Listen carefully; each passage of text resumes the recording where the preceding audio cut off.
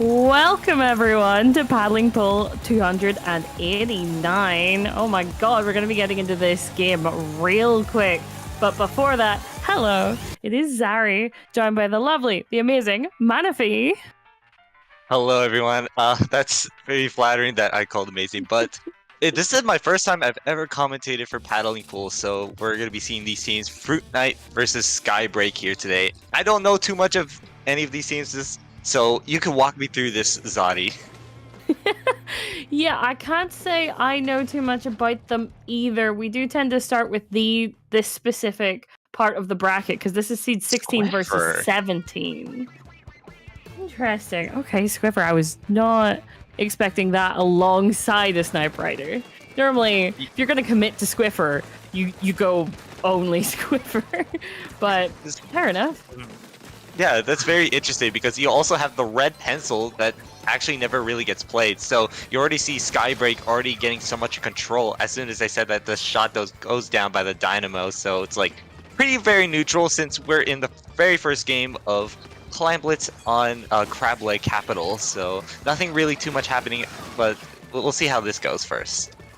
Yes, indeed. Skybreak, as you were saying, still kind of holding on to this mid control, mostly over what Fruit Knight is throwing at them. Though both teams do tend to lose one player, and it's not really going in either team's favor enough to push yet, but Skybreak are certainly set up a little bit better than Fruit Knight at the moment. But there's a Dynamo in the back line.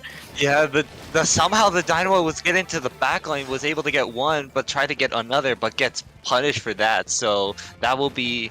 So far, this is just like very clear to like both sides that this is like a fight. So nothing is really happening yet, but we'll see how the specials will turn things around. But Skybreak does have more control than Fruit Knight as of now, so like this has to go to the favors if they want to make some pushes. So they got 17 clans, but no one. They do have like a power clan, but they have to use at least something. So the basket does get open as of now. So that's gonna be 2 members down of Skybreak, make it 3. So that has to be the end of the push. But as I said, the Slosher does go for something for like to throw some clams in, but just get knocked down. So it is gonna be in the hands of Fruit Knight getting some control. Yes, indeed. And they have been able to get into mid for the first time, really, since the beginning of the game here. But as we're seeing, they are trying to also get control of the clam economy at the same time. But they need some more picks and the ability to move up. And because of how the comp they're running, they are a bit slower to do so unless they're able to make some incredible plays. That was like, as soon as I saw that pick from that Squiffer, I was like, wait, Squiffer things. But we already see that Skybreak taking control once again because of like how the composition really is. But it's going to be 2 members down on the side of Fruit Knight. So I'm just saying that Skybreak is probably going to do more, but gets denied. Who's going to still go? But still gets denied twice again. It looks like Fruit Knight is holding on to their basket, not getting that opened. Yes, indeed. And this is the most map control I think they've had all game now, as they're finally pushing up and in a very advantageous position. They're getting the picks. That is 2 down, 3 down on the side of Skybreak. They've got the clams. They're able to put it in. They just need to get a couple more single clams in and they will have the lead. One more. They need one more and there we go. There is lead. Yeah, and that makes force 2 members to retreat as well, so they have to get back in the mid if they want to stay in control here. So like this is a really good start for Fruit Knight. As for like we're only at 1 minute and 32 seconds at the timer, but there's already specials online from Skybreak, so there has to be at least something happening from Skybreak and trying to like push with this push, but it looks like nothing is really happening. Nothing is really like as a follow-up from both sides. So like they need to start having more specials once again if they have to do this, because like Fruit Knight is getting a little comfortable as right into their position.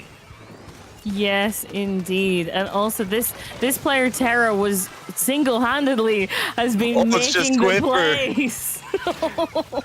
Oh my goodness, the Zipcaster was able, Terra, as you pointed out, Terra was able to get another pick. Terra really destroying the members of Fruit Knight, and that's gonna give Skybreak the lead once again, but with more difference of a lead, but still not enough as for a bigger lead. So they have to really make this push, like keep going, but it looks like it's not going to happen now since the basket is going to close. 30 seconds left. Fruit Knight has to make something very happen here if they want to continue this game or get somehow a crazy comeback, which I feel like on this map mode, it's very hard to like make it even a comeback like this. Oh, absolutely. And especially in the position they're in with the time they've got left. They have a pity, which at least will mean they'll have overtime, but they do not have any map control. They are barely out of their base. This is, and they just keep going down one by one, and that is exactly what Skybreak are looking for. They just have to wait them out. And by the looks of things, that is exactly what is going to happen here. Fruit Knight are looking to get some pigs, see if they can do something right at the end, but that overtime, it is about to finish. That was a very like closer, I would say, of a matchup right there. Like, but in that like one push when Tara was able to use that zip caster and then just zipping to most of the members of Fruit Knight and just like destroyed them, and that just made them to get the almost like a bigger lead for them, and they were in a very comfortable like position there as we look at the replay here. So it's like we see already like the Fruit Knight was able to like stop their one push there, and then we see Fruit Knight was able to get one pick from the Squidward that I don't really recognize as much because Squidward doesn't really get played. So here it is, as you pointed out that there was you only see Fruit Knight get only a little bit of a lead. So, like, they had to end their push there, and see the replay right there. Sorry, the Tara was just destroying them and just, like, getting all those picks, getting the power clamps, all these resources was just enough for them. Absolutely.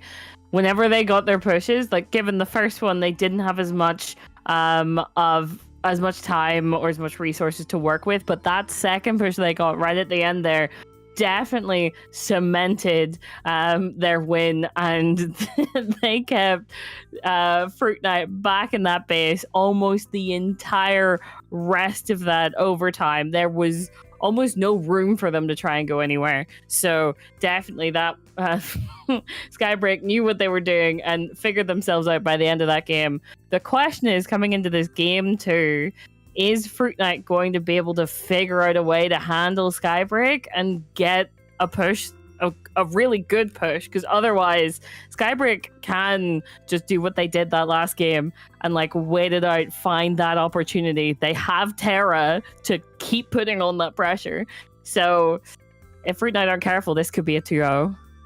Yeah, like if I were on Fruit Knight, we need to be careful where Tara is because we got destroyed by them. So it's like we need to be aware of this, because if we don't, they're gonna keep zipping and then just being pressured. Because like, as far as into this perspective, especially from that clip that we saw, like it looks like Fruit Knight was just super struggling from like trying to like playing that so defensively because of Tara, and getting all those picks just really helped Skybreak, just giving them like a great lead. So coming into this game, we got Scorch Gorge on Rainmaker. So we'll see what the difference here. I think there was might have slight changes from the side of Fruit Knight. So we'll see what their composition really is here, because we'll see. We'll see how this goes. Yeah, absolutely. It really does depend on how they play this, especially since they know kind of what to expect coming out from Skybreak. Like, Skybreak has their kind of more strong and steady backline anchor in that Snipe Rider, and then the players kind of in the middle on the ground, and then there's Tara, who will take any opportunity once they have that special to just get in behind and completely divert attention. So that can work really well with Rainmaker. So Fruit Knight need to be so sure of where Tara is and what Tara's doing going into the second game. Yeah, absolutely. And it looks like they do switch up some weapons. Am I reading that correctly? That is a custom blaster, as far as I'm seeing. I mean, they do have a Squiffer after all in the end, but I've never seen a custom blaster being played in like competitive, so that's pretty interesting. So it looks like Skybreak does get popped first, so Slosher does go down on the side of Skybreak, which I don't know who caught them. We see the blaster try to at least poke out the members of Skybreak here, so looks like Fruit Knight will pick up the first Rainmaker. Let's see if their push really does go into their favors, because it looks like it's working out for them, Zadi.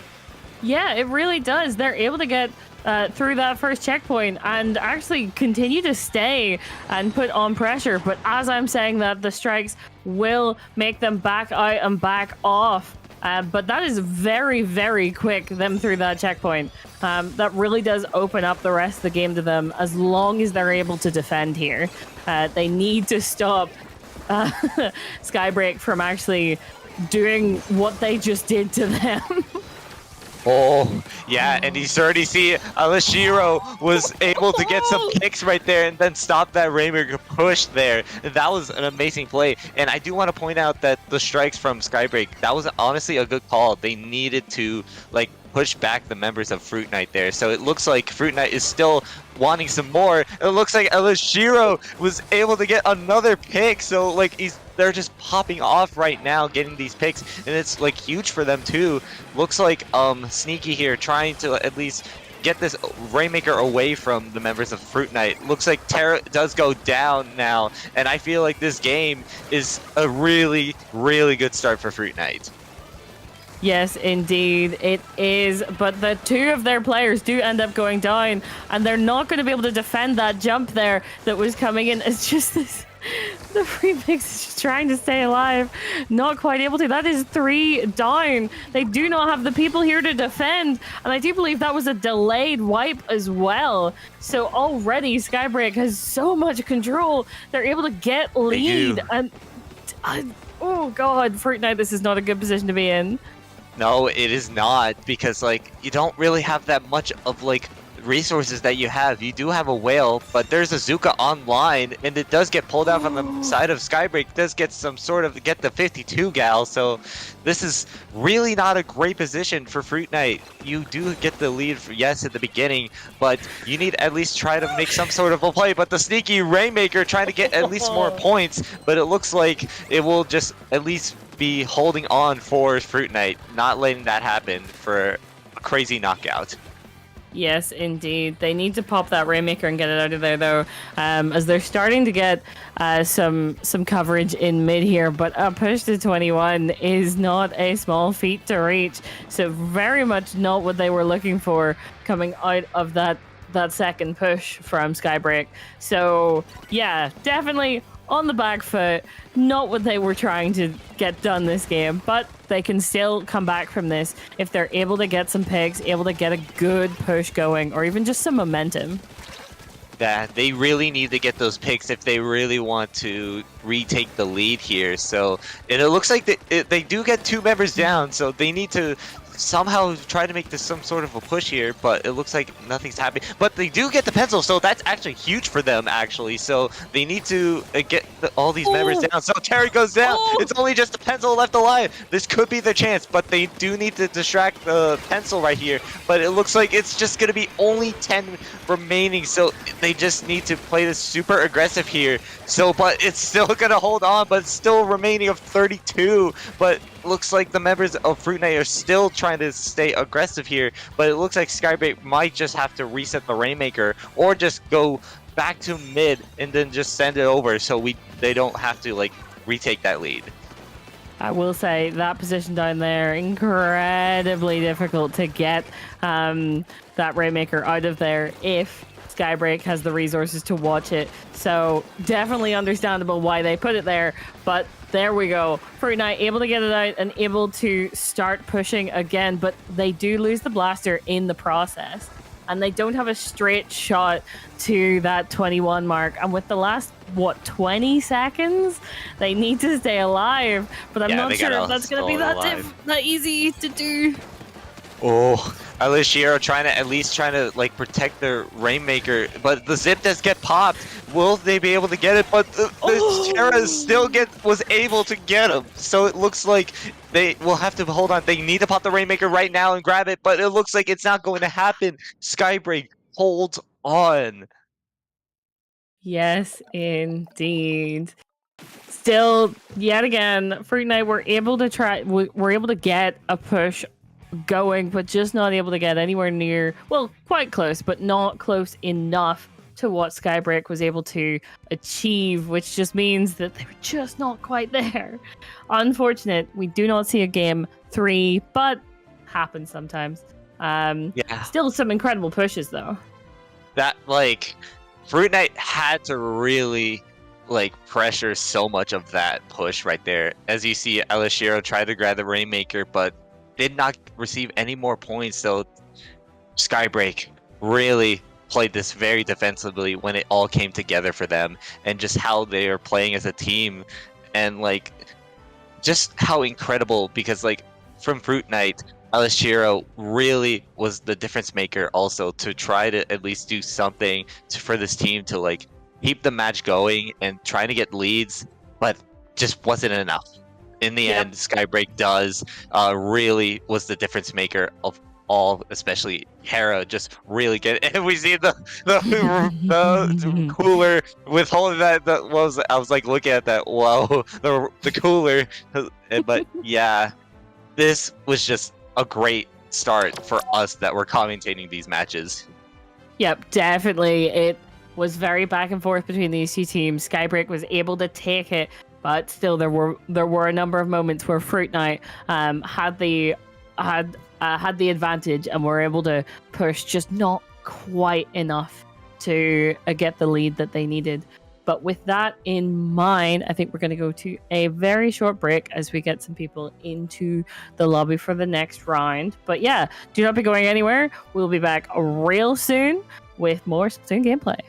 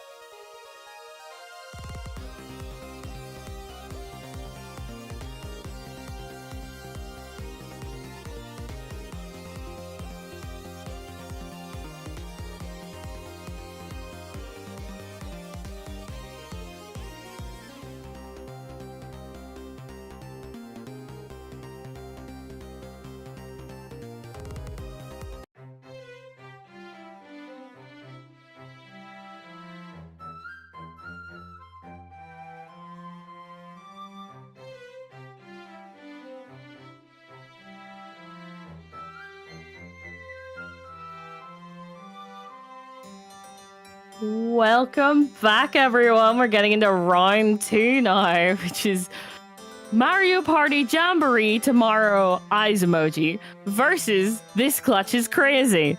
These are teams bringing very different energy to their naming conventions. It's classic, really. I feel like into this generation for most Splatoon teams, though.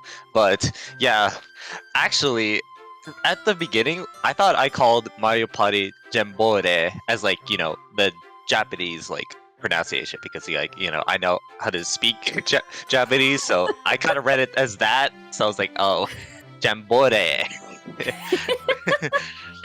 Oh my god, I didn't know that that's how that would be pronounced. I wouldn't even like. Yeah, the the E sound in Japanese is and then I sound is E sound. Like, oh, that's so weird. Oh my god. that's Japanese, yeah.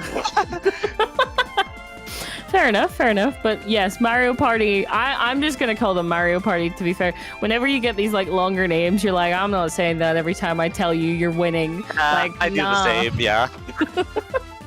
Too long. It's Mario Party versus Clutch. That's what I'm saying. Exactly, yeah. But we are getting to the first game. We're going back to Clam Blitz in the first game again. So this time around, it's going to be on Barnacle and Dime. And actually, to everybody out there, I actually do enjoy Clam Blitz on Barnacle and Dime. One of my most favorite of Clam Blitz maps I ever played on. So I'm excited that we get to see it here. So here we go. We're going to the very first game in the second round. Yes, indeed. And no Snipe Riders. Luna? Oh, that's Acing. Acing only plays Luna. This is like he's a one trick, but he's real good. So going into this, I see. expect. Well, right. Either Acing goes off or Acing just dies. So I can't up Well, I'm that glad much. you're here because I don't know too much information of these any of these players. I'm glad you're here. I know some people, and let's just say Acing makes a big impact most of the time he's on screen. It's not always a good impact, but sometimes it's insane. So yeah, these two teams are very much trying to play out this neutral and get the upper hand, but it's just chaos. Oh my god! Just like the Kraken, oh my god, that player almost got destroyed by that Kraken right there, but it was able to get out of there. But I also wanted to point out both teams are running Nautilus 79, and I'm actually pretty hyped for this one because I have a friend that mains Naut, and I love to see some Naut action into like comp tournaments and stuff. Like, I'm so excited. Oh, absolutely. You love to see the slightly more niche picks, or just like not having a Snipe Rider on the field. It's always a fun time when there's just none of them, and you're like, oh yeah, I'm not just gonna get sniped and then they're gonna put down a wee, tacticaler. Like, that's not what we're playing right here. Oh, that's gonna be. That is 3 members down on Clutch here, so that gives Mario Party to give more control of mid here. And this is the point, like the breaking point here for Mario Party to get this control here. And like now, I feel like Clutch is trying to get something back, but Ace will get a trade. It looks like it's just going to be a 2v2. Now just all fights and back and forth, and there's jumps everywhere. And that's just going to be right back at you for a wipe, actually. So it's going to be in the favors of Clutch right now. But where are the clams, though, from Clutch, though? They need to make a power claim and start scoring with the basket. So they do get the nod. They do get the shot, but the nod does go down by the side of Clutch. But this has just been a really of a fight from both sides so far.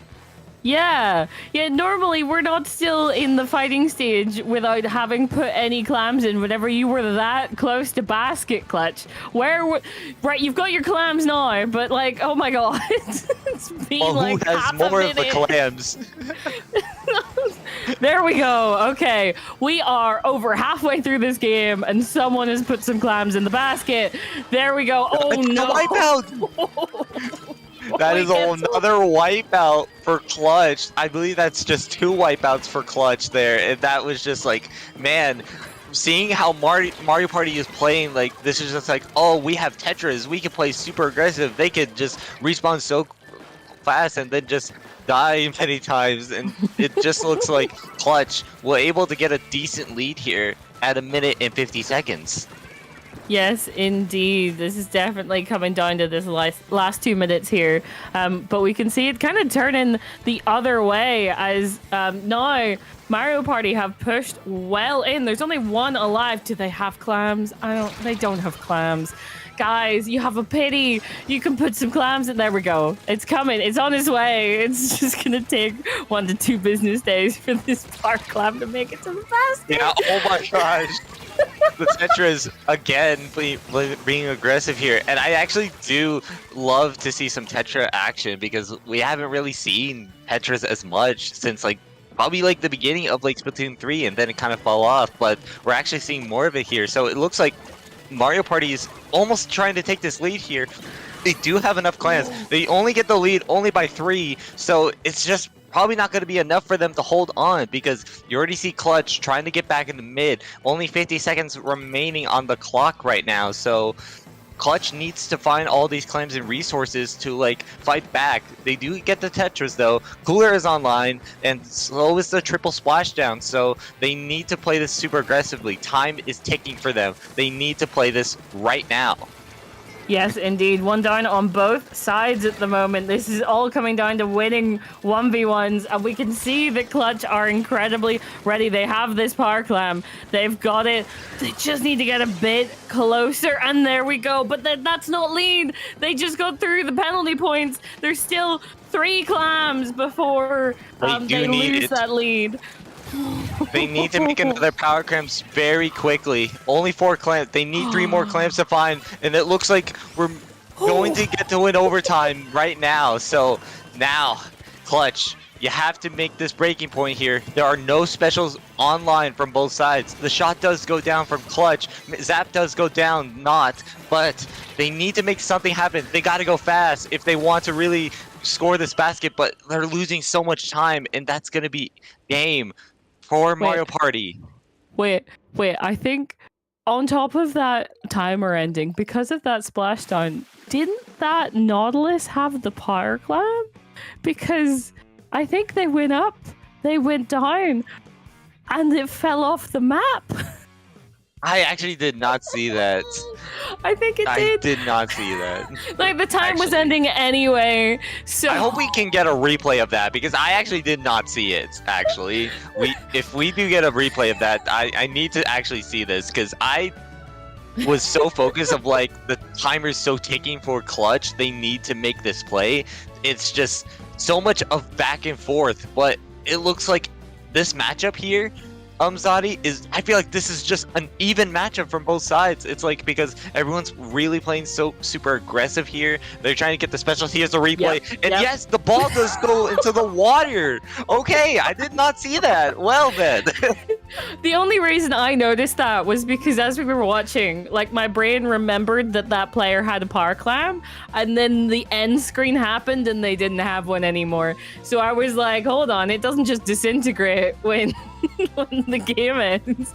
And then I put the pieces together. But that is unfortunate, regardless of how that happened.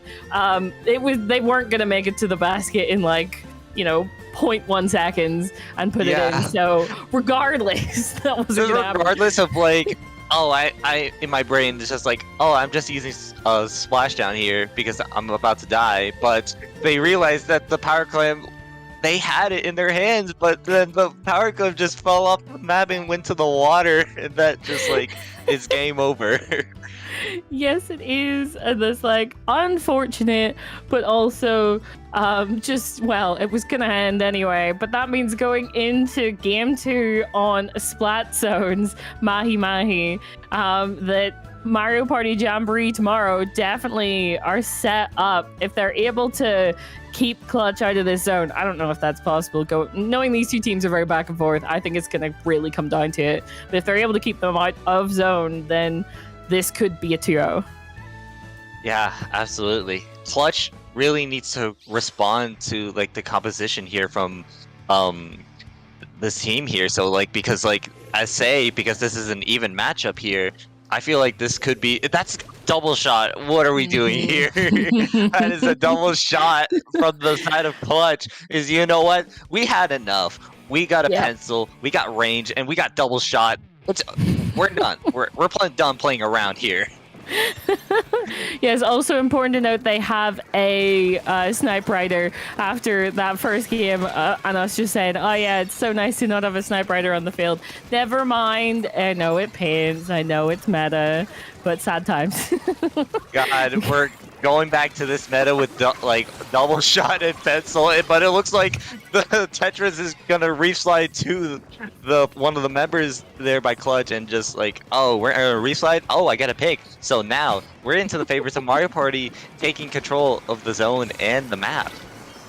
Yes, indeed. We have a Kraken though, somewhere out there. I heard that, unless they I do not know where they went, but there was a Kraken. There was indeed a Kraken somewhere, but they were trying to get at least some members of the Mario Party there, but it looks like in the favors, Clutch is still trying to hold on here, so Cooler gets popped up, so they had to make some kind of water level dropping, so this is an actual very, great game now is that you can actually play the map because you can fall in the water at any times, and it happens, so right here, we're in an actual map, so far 37 remaining. It is not enough for Clutch to really, so they do hold on to the zone here, so it's just been a lot of just nothing. So Acing trying to do something, but they do need to get a pick here. Stamp does get pulled out, trying to find another one, but does get punished here. So that is going to be a penalty for Clutch now, trying to get rid of that penalty. So there's going to be some jumps here, but the Zuka, I don't know what that Zuka was there. It does get picked off by it, so now we're into the favors of Mario Party taking this control. Yes, indeed. They are through their penalty points because they did not have very much to begin with, but that push to 26 is not ideal for Mario Party. They do have time. There is plenty of time to come back from this, but they need to be so careful as we do see that Clutch will try their best to end up coming in, but that doesn't end up going in their favor. Even with a Kraken running about, whenever there's just a Kraken, you can run away from it quite easily. Ooh. Yeah, absolutely. And it looks like Mario Party is really holding to this control here, and it looks like Clutch has kind of have no answer to them. So Mario Party, time is already ticking, so they need to make something very happen here, but Zuka tries to get popped out, but it looks like it's not. Neutral to the zone, but I feel like it's not going to be enough. They have to go fast now. They need to paint the zone right now if they want to keep this game going, but it looks like it's not going to happen. Mario Party will take Game 2 and the series. Oh my goodness. I will say that was not an ideal time to chuck the tacticaler there at the end. It did end up kind of blocking that player's line of sight on the zone there. So unfortunate. But yeah, right at the end there, they weren't able to get enough paint control out whenever it was incredibly necessary. But yeah, both teams able to get this zone, able to actually have their moments of really great plays here, and definitely after the map opened up, as you were saying, once the water level lowered, you were able to get so much more kind of room to move. Absolutely. I feel like both teams really had the favors of to this matchup here, and it looks like Mario Party was just able to close out the game.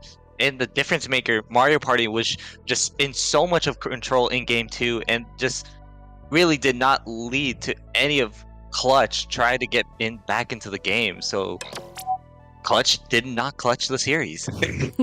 They did not, which is unfortunate, and that will send them down to the losers bracket. They could make a comeback, as their name might suggest, but and they could clutch out to the losers, so I will be rooting for you guys. You guys can still clutch it out, so it's not over yet. Not yet, but it will be quite a journey to get back out of losers. But with that in mind, we're going to go to a short break as we set up for round 3. So do not be going anywhere. We will have some more fun Splatoon gameplay coming up soon.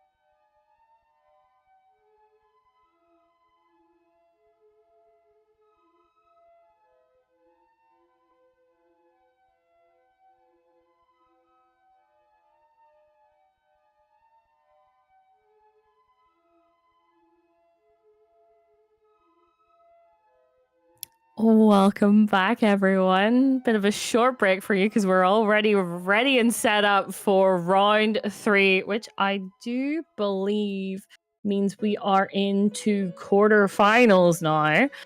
So this is between Mango Heckmeg and Trenwand, and I will just say very quickly, most people, if they've been around on Paddling Pool, they do know this, but I cannot, I cannot be impartial.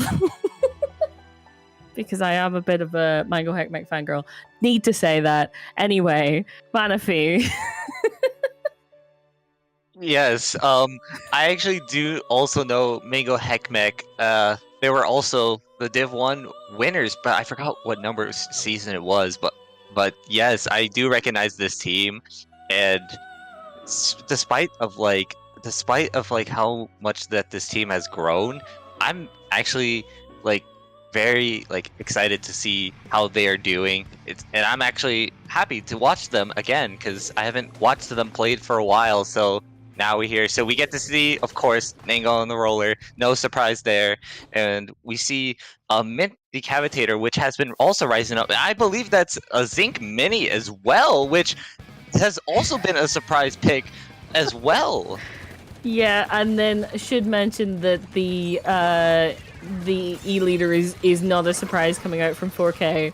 I think I only ever see 4K playing E-leader, so that is very much the norm here. But yeah, already Trenwand are just absolutely pushing up. They are at that first checkpoint. They are through it, in fact, just keeping up that pressure consistently. Important to note when it comes to Trenwand that they were not set to win the last match they played. They are seed 12th against, I think, Mango Heckmeg. Yeah, Mango Heckmeg are seed 4th. So this is already an upset for them to get to this point, and they have started out well, but they need to get back on that tower. Yeah. Quite quickly. Yeah, absolutely. Because like, as you look at Trenwand's like composition here, because they only have like a very aggressive, I'll go all in with the strikes, and then you got the Decavitator as well. Like this was like really working out for them in the beginning, but you already Mango Heckmeg already playing what their own playstyle that they've going for here. So they got the roller, they got mostly everything here, so they're on a really good lead. They're also this close as well. That's gonna be 3 members down on the side of Heckmeg, and that's gonna make that a wipeout now. So Trenwand can hold on now and breathe for a bit and try to play this aggressively. They do got the 3 specials online, so they could use that right now. So. But we already see Nango already on the flank, so one member does go down from the zap. So are they aware of this flank here? Yes, they are, but what will it cost for Trenwand now? Because look at this, Zadi, because like we're already seeing so much of these teams already going back and forth. So, but Mango Heckmeg has the advantage of the lead though. Yes, they do, and they've still got at least one checkpoint between Trenwand getting that lead and where they're at right now. So that is a very nice place to be sitting at for them. But Witty able to get a pick, and then the rest of his team follow up. Very nice play there in defending, because they do not want to lose that second checkpoint, because that is kind of their like defense point. Nango.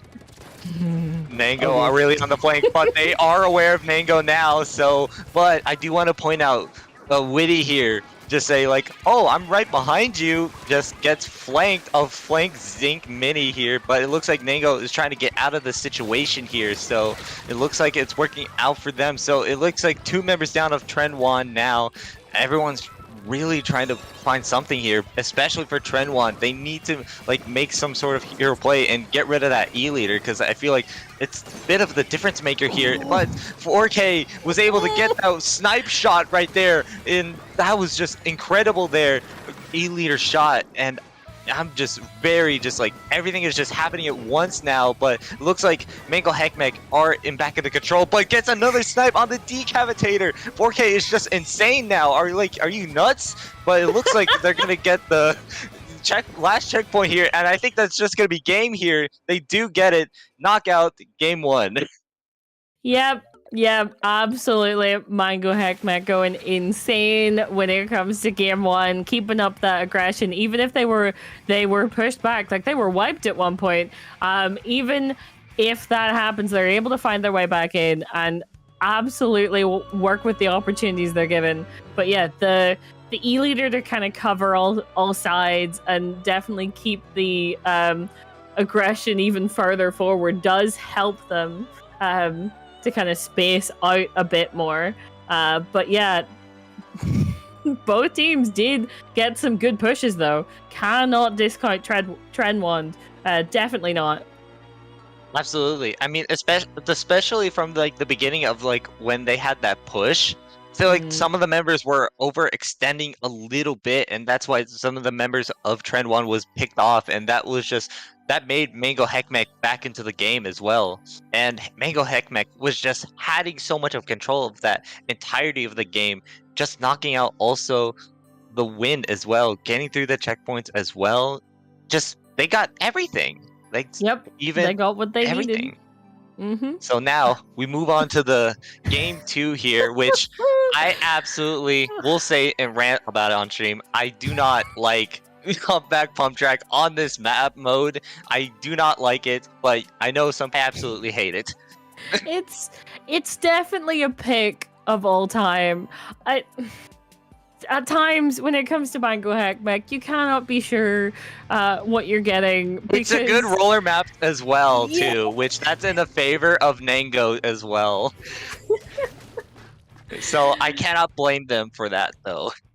That's a tri-slosher as well from, I believe that, from Trend One. That's very interesting, because like, I feel like tri-slosher has been kind of rising up, but not very much. So that's actually pretty exciting, because I actually do play some bucket like class as well, because I love buckets, and we already see Mango Heckmech already getting a lot of control here. So Cooler just get popped out. So as I said that late, so it's gonna be Trend One now trying to get some control here. So now, if I were Trend One, you need to find where that E leader is. Otherwise, you're gonna get picked off by the E leader. Oh, absolutely. And as we just saw in that top right corner, Nango ends up going down. Freaking, the curling bomb after death moment. Beautiful. But yeah, still, Trend One in control. They're already past 60 here, going straight through and on their way Oh, they to go. 50. But that doesn't look like that's going to happen for them. As, oh my goodness, Mango Heckmech finally able to come back in and get the zone, get some penalty points on the side of Trend One. Yeah, and it looks like for Trend One was able to still also reclaim the zone back, but you already see the mini almost got picked by that Zuka there and has to retreat, but Decapitator gets picked off by the E leader as well. So Nango trying to find at least some sort of pick there, and that's going to be Wavebreaker popped on zone, trying to at least try to get back into the zone. So like they need this control here, because if Mango Heckmech does get the members from Trend One out of zone, this is like where the breaking point happens for Mango Heckmech, so because they will have a lot of control. Yes, and yet again, that E leader means their reach just goes so much further than Trend One's. But that being said, the strikes will do a lot to push Mango Heckmech back out of that zone and let them cap it again. Oh yes, absolutely. Yeah, and that's gonna be just 2 members down.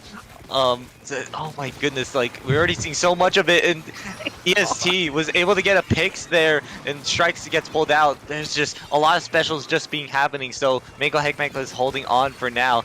Oh my god, the mini does able to get a pick, but that's gonna be back from the Decapitator. So oh my god, there's so much things that are happening. Bubbles just get popped. So for now, we only see the E-leader is still left alive, but they have not found him. So we already see 4K trying to play this very carefully here to not get picked out, and very smart. So Nango here trying to at least hide out for a bit and get one of the members. It does get caught out, but nothing really happens just yet. So they do lose the lead for a little bit. So Trend One is still trying to hold on for this zone, but it looks like the E-leader does get another pick. Like I said before, you need to watch out for the E-leader, otherwise you're gonna get picked off by the E-leader. Yes, indeed. And that 3 down moment there does give Mango Heckmech the space that they need to kind of set up again on that mid there. And with 2 down on the side of Tremor, that just means that they don't have the opportunity yet to push as a team. Oh, Nango's down.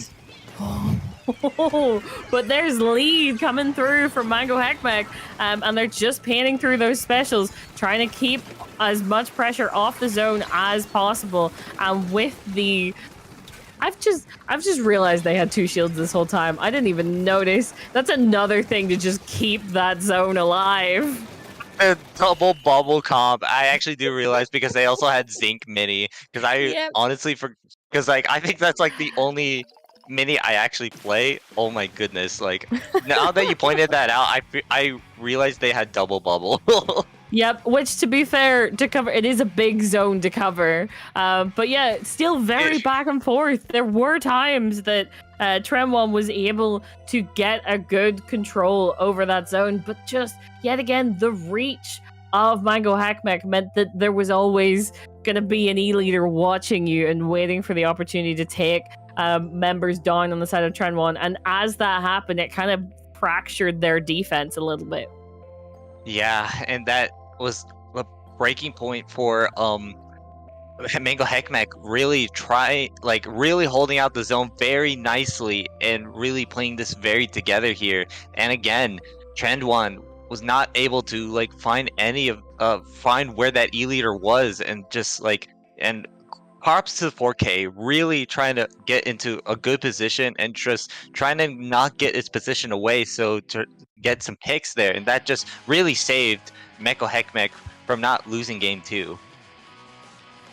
Yes, indeed. Because yet again, both sides did have some very good pushes, but Mango Heckmech just able to keep control of the zone for longer and just make it work for them. But that does mean coming into this game 3 of the set, Mango Heckmech are very much poised and have been to just take this game 3. Like, Tremwon needs to do something a little bit different because this is a very flat map.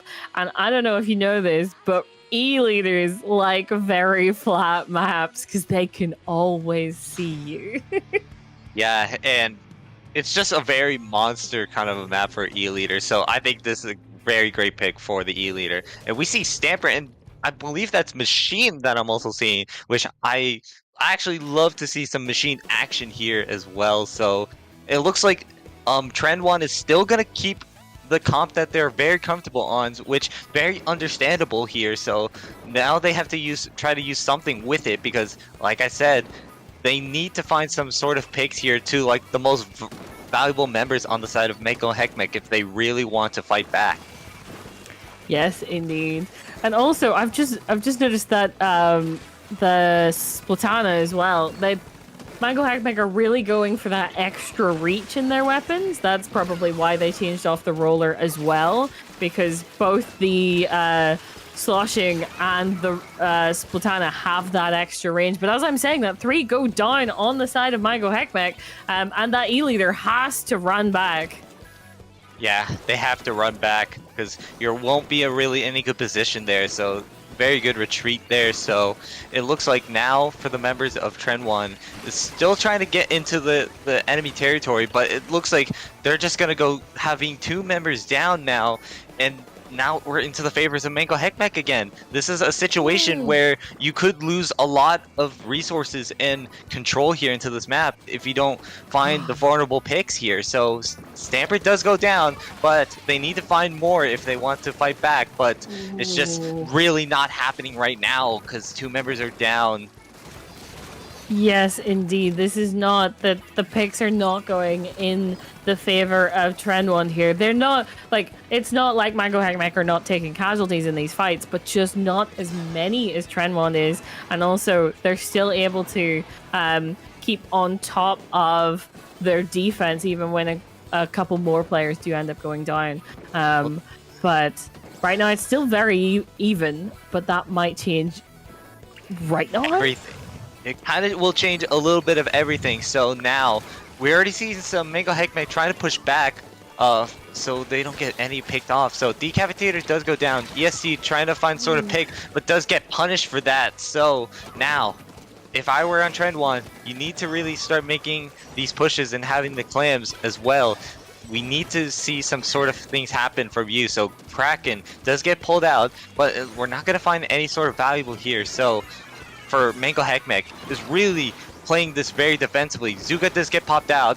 That's just going to be 3 members down on the side of Trend One here. And it's just going to be very brutal right now from Trend One. And it's just like nothing is really happening.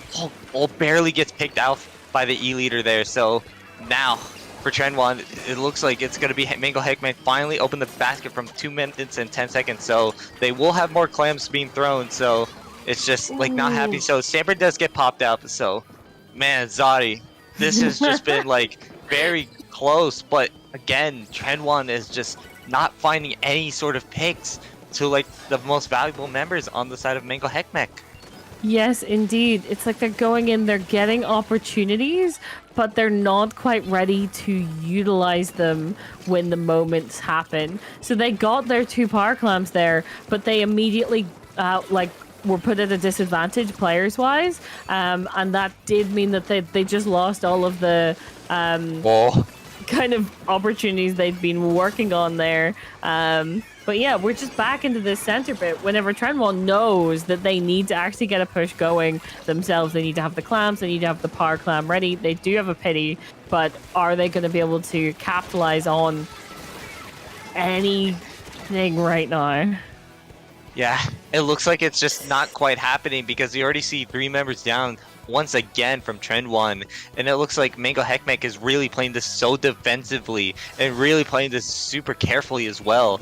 Because if the E-leader does get picked off, so that's actually an opportunity for Trend One to actually start making some pushes here. But you already see the members of Trend One already back. It does get picked off by the Zuka there, so it looks like Trend One is having a little trouble trying to fight back from mid here. So specials have been popped up, strikes gets popped up, bubble from the side of Mango Heckmech just to play some bit of defense here. So it's just we're only at 25 seconds left on the clock here, Trend One. We need to make something happen if you really want to like make it a game 4. Yes, indeed. Like 65 is not an insane thing to reach. Like to be fair, if they open the basket, and oh god, Witty, you good? Witty, please. Witty. Well, doesn't matter. The game's ending anyway. But that would not be ideal for Mango Heckmech if Witty is not here. But it seems like it doesn't matter because Mango Heckmech... Or no, it does matter because Trend One is able to get the basket open. Did Mango Heckmech get a little too greedy there? They do need one more clam, though. They need one more clam. They don't have one! They don't need one more clam! No! Wait, will they get in time? I don't think they're going to get it. No, oh my god. That was honestly very close from Mango Heckmech. I don't know what happened there. It just was like, I don't know if it was a lag moment or something happened or it was just intentional. I don't know, but like, oh my goodness. That was so close for Trend One to actually like get that lead over there. But in the end, Mango Heckmech really holding on to that game 3 there. Yes, indeed. No words to say. I was not expecting that, to be fair, but it really does show that it can really come down to that last to entirely overtime to get. You just watch that overtime just plummet, that replay. And they just don't have clams. Yeah, if the one teammate from Trend One was able to help to get some picks off from the Mango Heckmech, I think they would have won that game. But unfortunately, it didn't happen. So in the end, Mango Heckmech will 3-0 to the series. But I will say, very close games, I would say, especially from the game 3. But we already seen that Mango Heckmech had so much of control. But it just looked like at the overtime for Trend One, looked like they almost had it, but just close, very close. Very close. a lot closer than some other teams that we've seen before, like around that kind of seeding skill level, or well, around that seeding maybe, coming up against like a top 5 team. So absolutely well played to Trenwon. There were a lot of times where they could have taken those games. They just weren't able to always capitalize on the opportunities or be ready for them as they presented themselves. So that does mean Trenwon are down into losers bracket. They are in for a bit of a climb, but they definitely, I believe they have what it takes to get just a little bit further here.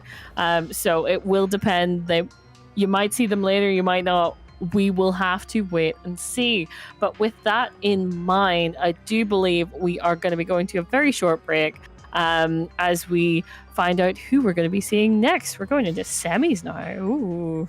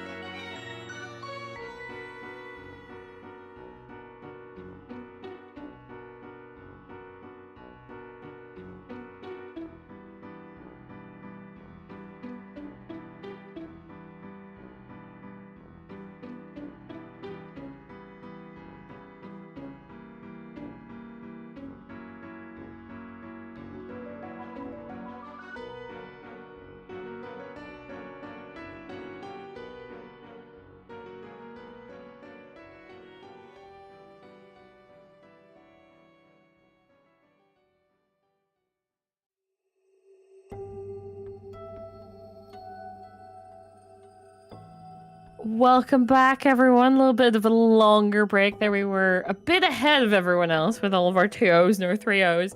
But we are getting into this semis now, which with Squid and Good, who we haven't seen so far, versus Stillmatic. Also, haven't seen them.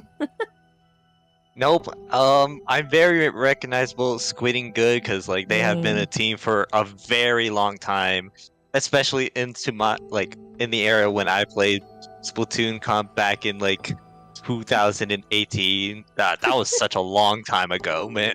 So long ago. But I'm surprised that they're still here as a team, keeping it all together.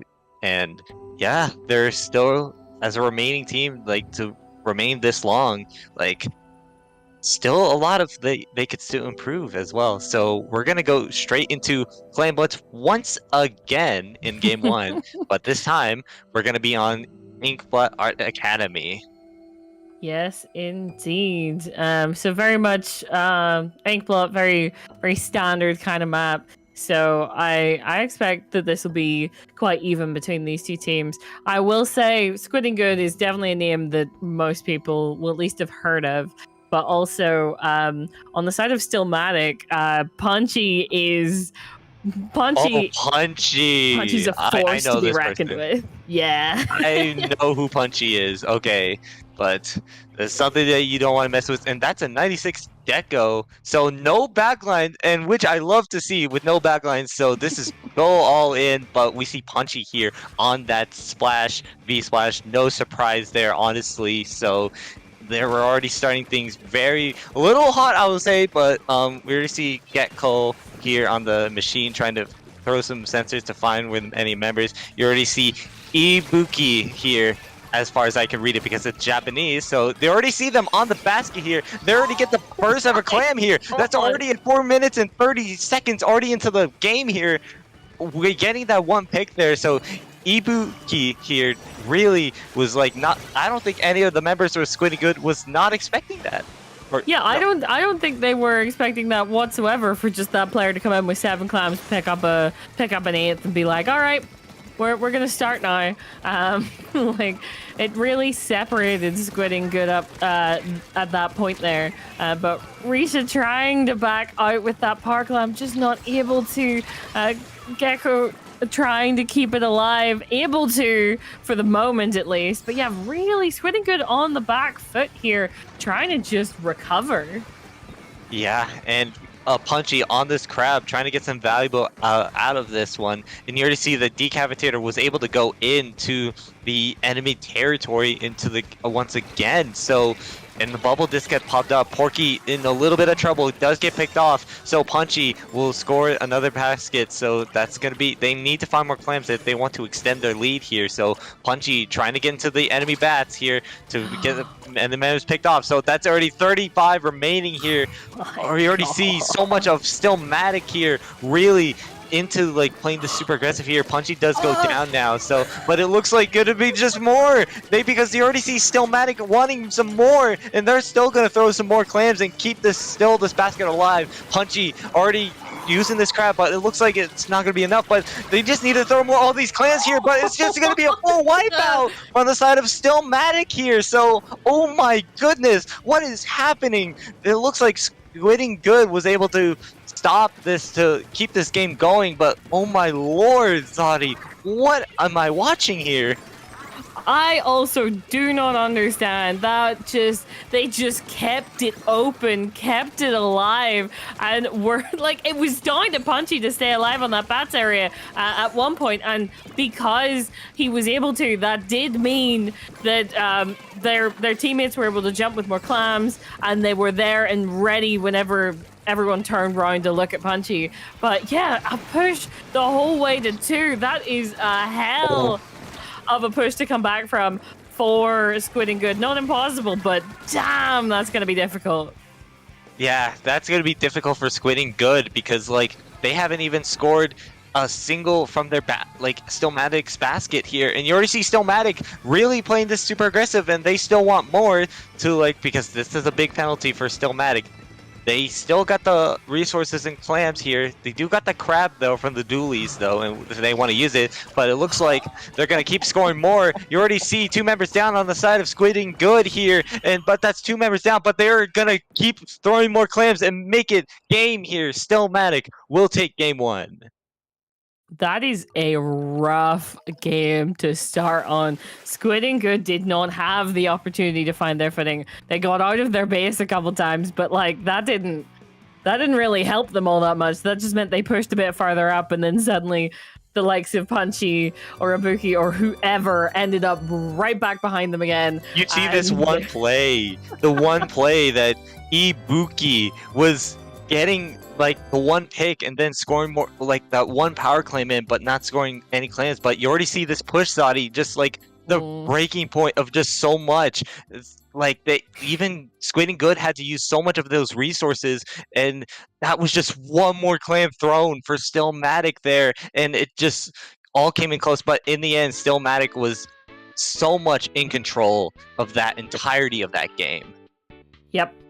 It was pretty much entirely played on their tempo there, which does mean going into the second game of the set, when it comes to splat zones, if Stillmatic can keep that fight like ahead of zone, then this could very, very quickly snowball out of control for Squid and Good. So, oh gosh, this is not a good position to be in, and they need to figure this out quickly. Yeah, Squid and Good has to figure this out, because like that was not a really good game for Squid and Good. They just did not have any of that control that entire game. Stillmatic was just very on top of that entirety of that game, especially Punchy and Ibuki just took over like that entirety of game 1, and then was just he just had everything. They were just in a very comfortable position there. It's just like Squid and Good had no answer to this, like these compositions here from both sides. So it's like, what do you really do? Because like you got like KO'd at that game 1.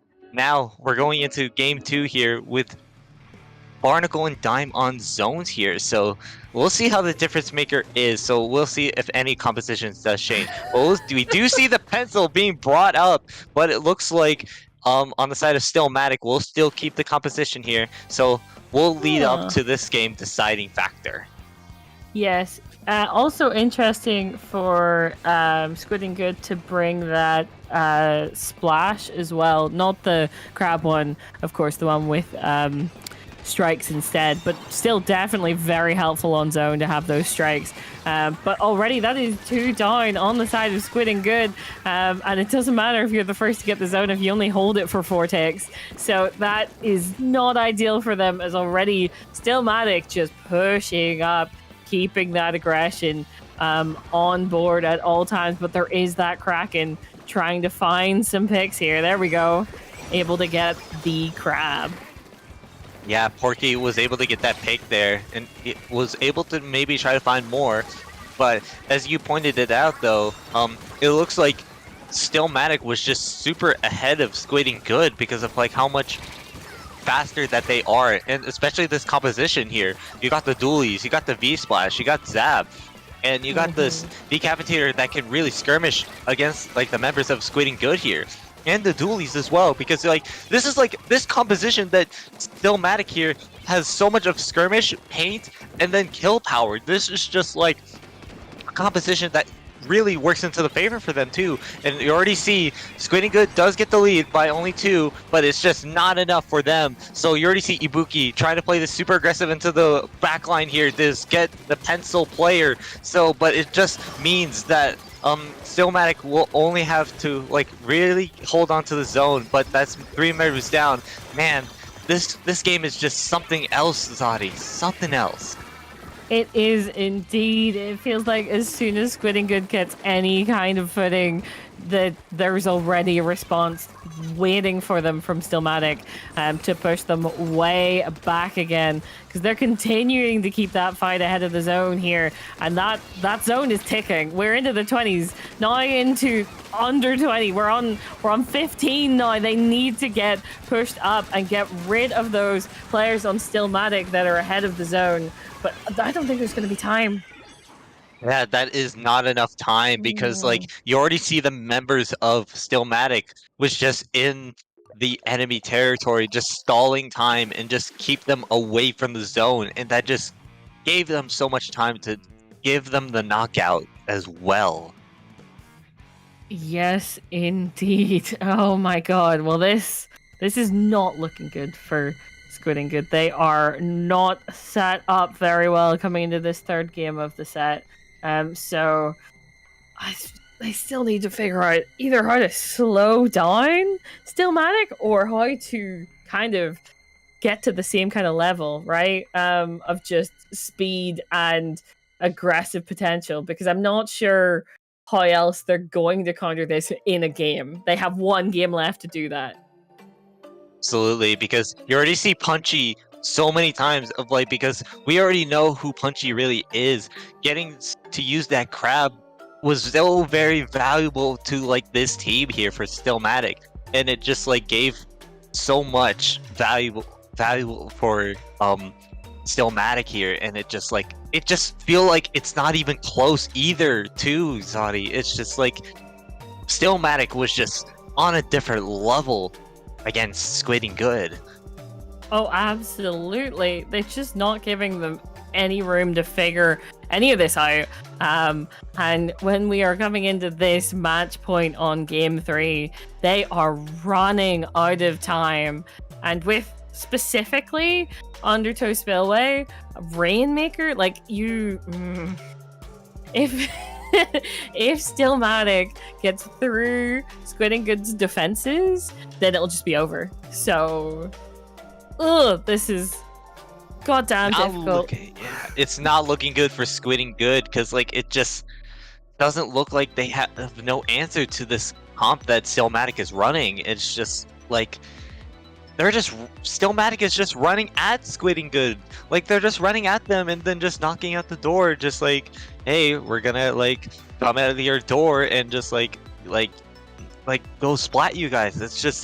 That's what it really was from game 1 and 2. It's just nothing of that. Like, how could any of this happen? But this is match point though for Stillmatic here. But Squid and Good needs to make stuff happen here, and we see a ball point now for Squid and Good. Like I said, sorry, things need to happen for the side of Squid and Good if they want to keep the series alive. Also important to note, there's been a little bit of a change up on the side of Stillmatic, where they don't have they've changed up their Julies a little bit with their they don't have the splash anymore, but they still do have a crab. But straight off the bat, that is 2 down on the side of Stillmatic, which will give I was gonna say Squid and Good the opportunity they need, but never mind. Punchy was there to stop that well before it came anywhere near fruition. Oh yeah, and you already see Squid and Good was just trying to really play defensively here, so they do get 3 members down at least, so that'll give them some time to like regain mid here. So that will force 1 member to jump out from the side of Stillmatic here. So now, if I were Squid and Good, you need to find the most valuable picks here, and you have to also have these resources as well. So, but it looks like the Zuka does get popped out by Punchy here. This time we're actually seeing Punchy on shot this time around and not on the splash. So we already see 2 members down on the side of Stillmatic. They could make this push. That make it 3 now. They do need to go for this checkpoint, but it looks like they're gonna have to go for this left one. So it's not gonna be easy for them to get this first checkpoint here. So they do need to regain it. So it looks like they're probably going to get this checkpoint here and now. So yes, they do. So now we're very looking good for the side of Squid and Good. So this is looking good for you guys so far. Yes, if they're able to keep this kind of aggressive potential, a momentum up, but there is that crab looking at them, which will slow that way back down again. That is, I do believe, 3 players decaf. down, and oh god, My Fury's god, just running. yeah, Ibuki is just like nuts with just running at the ballpoint, just saying like, get out of here, we need you out of here. And oh my goodness, and that's a Zuka moment right here. So it's only one left alive. Porky is just left alive out there, so it looks like they're gonna have to be forced back now, because you can't really lose this lead here, because this is just not good, because you already see Stillmatic, and that's going to be 2 members down on the Squidding Good, so this is probably the chance for Stillmatic to just get this lead. So that's just the ballpoint left alive now, so again, not a good position for Squidding Good. Not at all, and that's already, they have lead already on the board for them. That's 2 down on both sides, but we do have the Kraken coming in. They are going to wait for the jump, which will mean that that's most of their most of their Kraken gone. Oh my god. Oh my god, as soon as that Kraken was over, oh my god, Porky was left alive because they got their teammate to back them up so they won't get splatted there, because they already know one member, Stillmatic, was still there staying. And well, I will say they still got a chance for Squidding Good. They just need to still find these sort of picks here, but they're not really finding any value. But they do get 2 members down, but that's going to be a trade-off for 2 for 2. So it's like they need to play this super aggressive here for Squidding Good, but the special's already being used by Stillmatic, and that just keeps the defensive very well for the side of Stillmatic. But make that 2 members down now. Fury really playing this very carefully here and trying to help the team here. So it looks like only going to be 1 member down on the side of make it 2 now, but I thought there would be some sort of trade here, so it's just a zap. Oh my goodness, everything is just happening at so much at once here. Yes, indeed, the zap able to delay, which is very important, but still they need to have more opportunities to push, because we're into the last minute here. And Squidding Good, they have been able to get a good push, but they do need an even better one now. And time is running out for them. They're going to have to make something happen, and soon, but I'm not sure if they're going to have the opportunity. Looking at that map and how pink it is. It's just very stressful for Squidding Good, because you got that lead, but then then you lose it at a really not a great of timing too, because this is just Stillmatic can just be in a comfortable position here and just not let Squidding Good go any more further. This is just not looking good, but they still got some time left still, but that is going to be 2 members down, but they still got to get some members down, so it's only the Zap left alive now.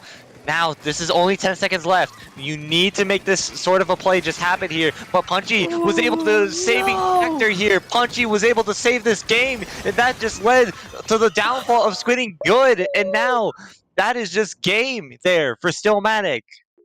It is indeed. Oh, what an... Porky trying at the end there to get some kills, able to, but doesn't have the Rainmaker, so it means they do not get overtime. That is very unfortunate. They were trying their best there to get another good push, another opportunity, but that just did not really happen for them. Yes, Squidding Good definitely were not able to kind of counter what Stillmatic brought to the table here, which does mean Stillmatic's going to be going through to the finals, which is against Mango Heckmech. But important to note that that is not going to be that's going to be a very interesting matchup from what we've seen so far between those 2 teams. But yeah, what a set. Man, and also getting the 2 Krakens there, it's just like 2 members. It's just like Stillmatic was just still far ahead, especially from that game 3. But it looked like Squidding Good had that opportunity as well to really extend this lead, but it just wasn't enough. Wasn't enough. So it just also led to the point of Punchy. We've already seen so much Punchy so much, and how much Punchy can do. And that's what they showed it off here today. And it just was incredible. Especially to Ibuki as well. Just the decaf really just worked out and just able to very get those skirmishes and some picks. it just like this team is just different, man. Like I don't even know much of these players other than Punchy. It's just like, man, these guys are on a different level here. Truly.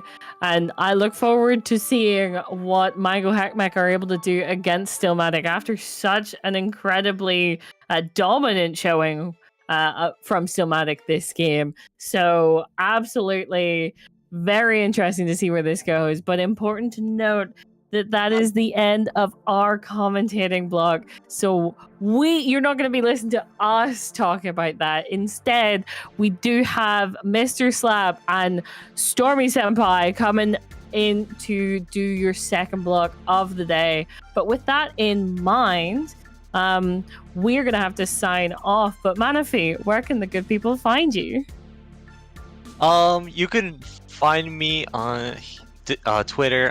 Not very much active as much, but you can find me on Manaphy-chan. If you ever want to also find me elsewhere, you could also find me on Twitch, which is Manaphy-sama. I do stream, but I'm currently taking a break as of now due to like some outside of like Splatoon and stuff. But you'll see me from there in time. All right, how about you, Zadi? Where are the lovely people that they can find you? Well, you can find me at SPL Zarani on Twitter and at Zarani on Twitch, where we're just getting back into streaming. I had a bit of a hiatus for a little bit, but we are back and raring to go this week. So absolutely, thank you very much for having us. This was so much fun. It's also so much fun to commentate with you, Manaphy. I hope that you come back and do more paddling pool specifically, because that was great.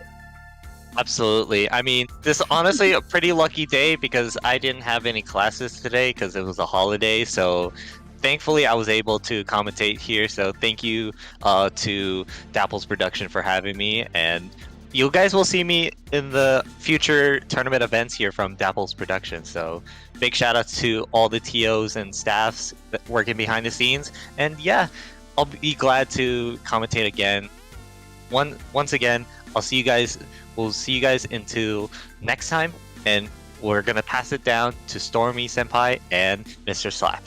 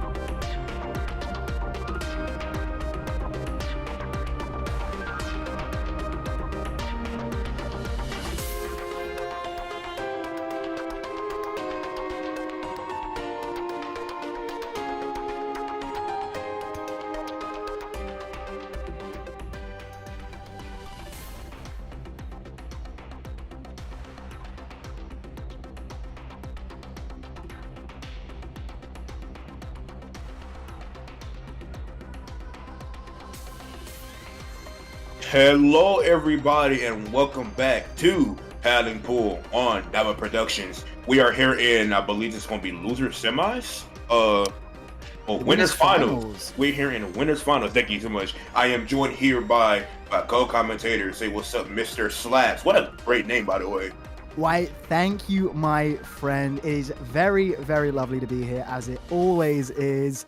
It's so weird being here for like the second half of the block because I usually do the first block. So it's so weird. So weird to be sitting here like, huh. So you're coming in the back. I'm here. I'm going for the late shift, huh? I'm gonna be eepy by the end of this. The late shift indeed. Not for me. It's 2 p.m. for me. It's 2 p.m. for you. I'm hearing like it's 8 p.m. for me. It's probably gonna finish around like 10 p.m. I got uni tomorrow. Crazy. I was in the gym today. Like, anyways, no, I'm not ready to sleep just yet because we still have an amazing bracket coming forward. How excited are you just to be here, Stormy? Because I am well excited for this. I'm excited as well. I always love commenting the back half of tournaments because grand finals and winners finals and all that stuff. We get the amazing sets. Speaking of amazing sets, we got Mango Heckmech taking on Stillmatic, two obviously really strong teams making all the way to winners finals. And we see the comps coming here after he's played Clan Blitz on Museum. Yeah, I feel like this is like one of the. I mean, just this map in general. I feel like everybody likes. Like this is like one of the neutral stages in Splatoon. Look at Mango Heckmech's comp. I should probably look at the weapons though. Okay, that's crazy. Yeah, that is an interesting comp to have in this current meta. No cooler.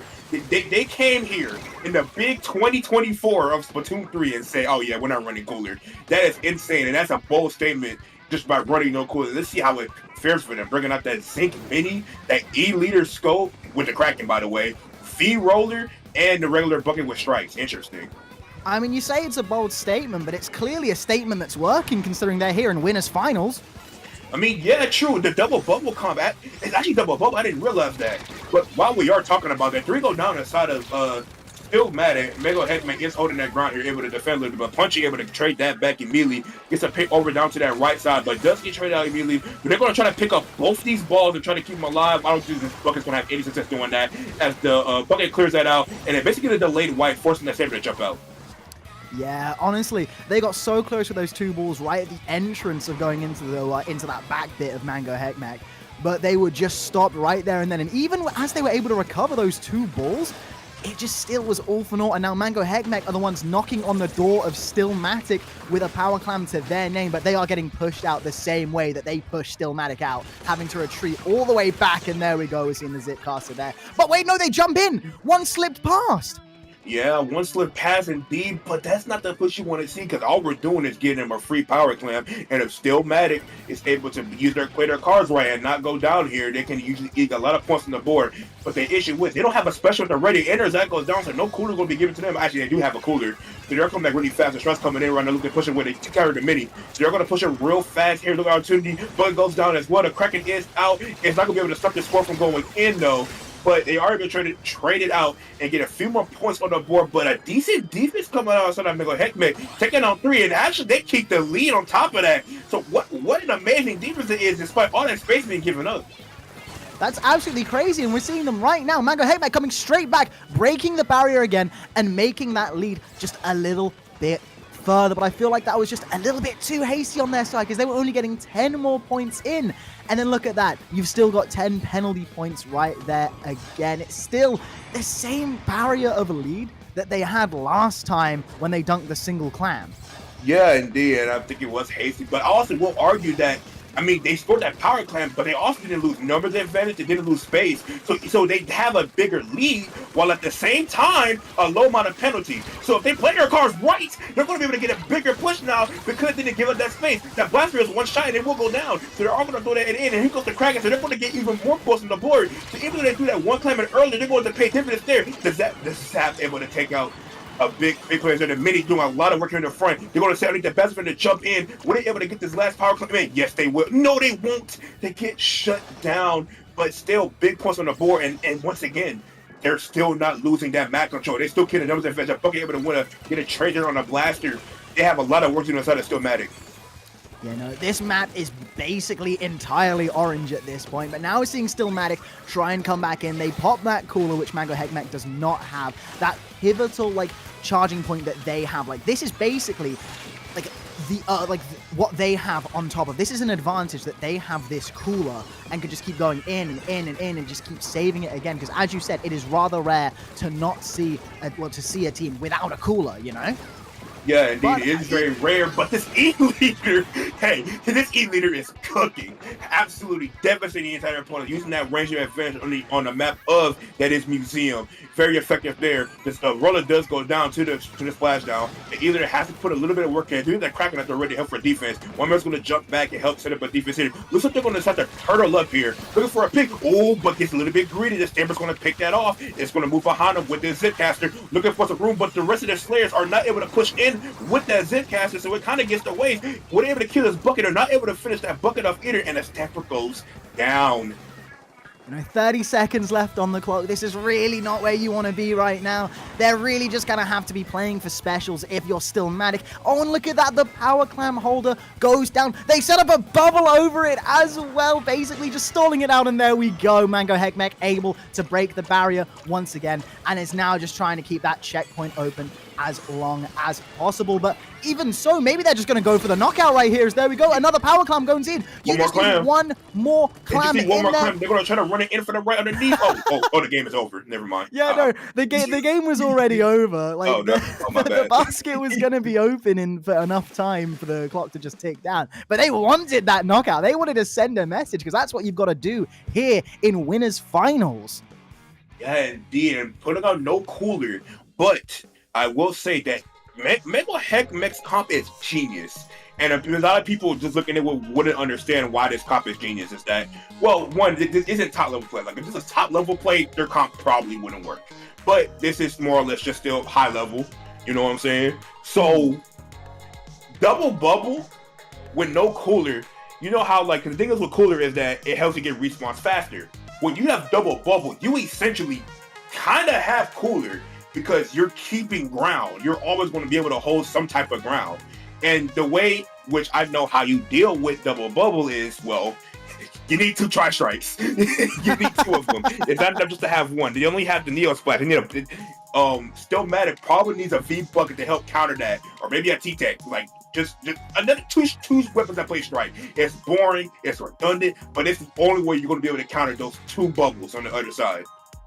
I mean, whatever you call meta at some point, that's going to be the face of boring and redundant, you know? Honestly. Like, that's always what it's going to be heralded as, no matter what game we're playing, no matter what we're seeing on the screen. Just because so many people do it, it's just going to be regarded as boring. But you know what? It's what wins games. And if you want to see a team with multiple tri-strikes, just throwing them at the wall, just making sure those bubblers go down, that's what you really have to be doing to get past them. You're completely correct. Yeah, indeed. And then the E-Leader just gets free space to always sit up. Like, they sit there untouched, under pressure, because of those 2 weapons with the bubbles. And one of the bubble weapons being the mini and the roller, right? And so the roller can kill anybody that just approaches straight up, because that's how roller does things. And then the mini just helps supply so much pain, and that's their job, to stay alive and keep pain. That's their pseudo support. And we're going to tower control on Eeltail. If they bring those double bubbles back, it could bring dangers for Stillmatic. That is, unless they bring those double strikes, which I'm sure they'll make an adjustment. Yeah, well, we're going to see right now when we see these weapons come in, and what the... Okay, what so am I seeing come out right now? Okay, so instead of double bubble, we switched to Crab Tank, no strikes, but instead we switched to double splashdown with the custom blaster and the Emperor dualies. So, but one thing for sure is that they're extremely short range. The mini can kind of just tack on everything, but they do have that Crab Tank to help with that lack of range. Yeah, and we're seeing it already in play there, taking down the E-Liter. Bucket also goes down for the side of Mango Heckmech. Ooh. And there we go, Zinni also goes down. Stillmatic are in an amazing position right now. If that V-Roller can just go down as well, the Custom Blaster just going straight in there. Emperor Dualies meeting them, and there we go. They're already at that second checkpoint in this game, about to make it past that halfway barrier. Yeah, and the strikes coming out are getting real close there for the bucket, able to take out the blaster. Huge pick there, so they're able to like stop the tower, take down two, but that's going to halt their push for now. And you know what I said about the lack of range on each side? It still matter. That doesn't matter. I forgot. We're playing Ill-Tail tower control. That lack of range does not matter. If your comp is faster and can kill really quickly, you will find success here as long as you don't give it any ground. And you don't need it anyway because we have that crab tank. And that crab tank, as long as like Punchy just spams it like they usually do, they will have no problems holding down any ground against Stillmatic. Yeah, no, and now we've come to a little bit of a standstill right here as all teams like kind of go straight back to mid. But as soon as I say that, two bubbles popped basically at the same time, and there we go, almost 3 people going down for the side of Stillmatic. There we go, 3 picks are down for Stillmatic. Mango, Heckmech, and now the ones to take the reins of this game. But now we're seeing Crab Tank. Punchy is ready and primed to drop this. There we go, throws in that burst bomb and pops that. But you can already see the V-Roller there waiting for it. What awareness to know that it's going to be there. There we go, popping that Kraken on top of the tower, and they are able to take the lead. What awareness, Stormy. Yeah, what awareness. The roller just knew that, hey, that Kraken's going to get popped right here and looking to get onto that tower, and he just sat there and punished him for it. Too predictable, they said. But as we said it, though, Stillmatic is moving up right now. Two people are down, and they're going to be able to push us real fast because this is Ill-Tail. This map does snowball very fast. It's going to go down to the splashdown. Bucket sitting there, dropping on the right side. Are you able to push it? They didn't notice the bucket, but they are able to punish it back. But if the Kraken is coming out, it's going to be able to force space. So they are going to be able to pull the lead back here. Wait, no. Or not. We're just not barely, just barely. We're seeing Mango Heckmech hang on to this lead, although we're seeing Stillmatic get back on the tower, and there we go. Just by a single point, Stillmatic are able to take the lead, and that is a mountain to climb when you get to, like, you know, the early 30s that we've already got to, and Stillmatic are still on top of the tower. Yeah, indeed, and the dudes here are doing a lot of work active, but the Kraken comes and shuts that down. The Eaters will come out of his form right now and look for it. And look for it. They gotta use that alleyway to their advantage. They gotta hit some shots here. This E-Leader.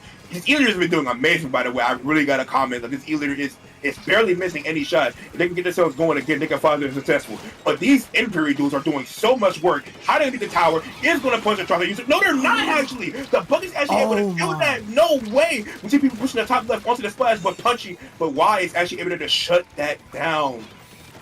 That was very, very good from Stillmatic there, just to really stop that push before it could start snowballing. As you said earlier, this map is so good at just getting snowballed. But right now, we're seeing Mango Heckmech. They're still just trying to find their way back into this game. They've got a bubbler ready to go. They do pop it there, but we're just seeing the splashdowns all coming out, just trying to already break through what Mango Heckmech are trying to do. But Mango Heckmech right now, they are taking the tower in mid. They have their footholds in this game here, and now it's up to them to really just take it past and get to that final checkpoint to get into the lead.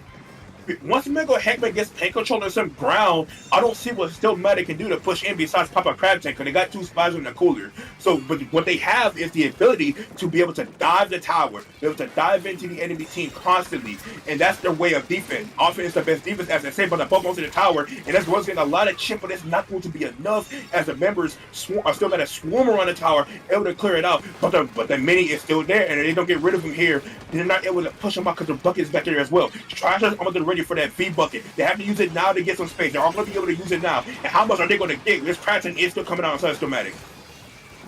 Yeah, there we go. We see 1 splashdowns come out as well on the blaster, and the Emperor also has the splashdown. That tower is just going to be a magnet for them right here in the game. There we go. Splashdown goes down, take down the Zinni, and with 20 seconds left, this is looking like a very Stillmatic game. But you know what? Who knows what's going to end up happening by the end of this?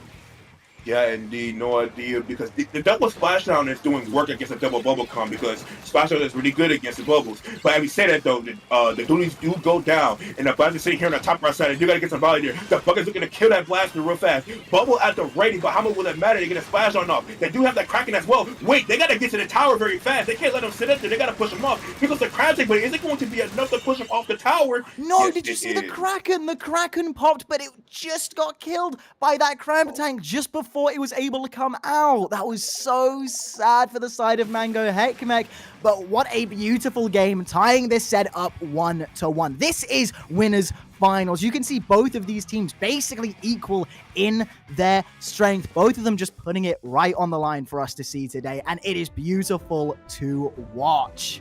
Indeed, it is very beautiful to watch. And I did not notice at the end that the Kraken got killed. But even if it got, I'm sure that Kraken would have got pushed off the tower by that Crab tank. So I'm sure Stillmatic probably still would have won that regardless, unless they charged up quickly. But either way, this game was very close. Like, I think Mango Heckman could have easily won it, but the specials on the side of Stillmatic was able to help them clutch the victory. Also, what lovely music we got playing right here. What's this? I need to know this song.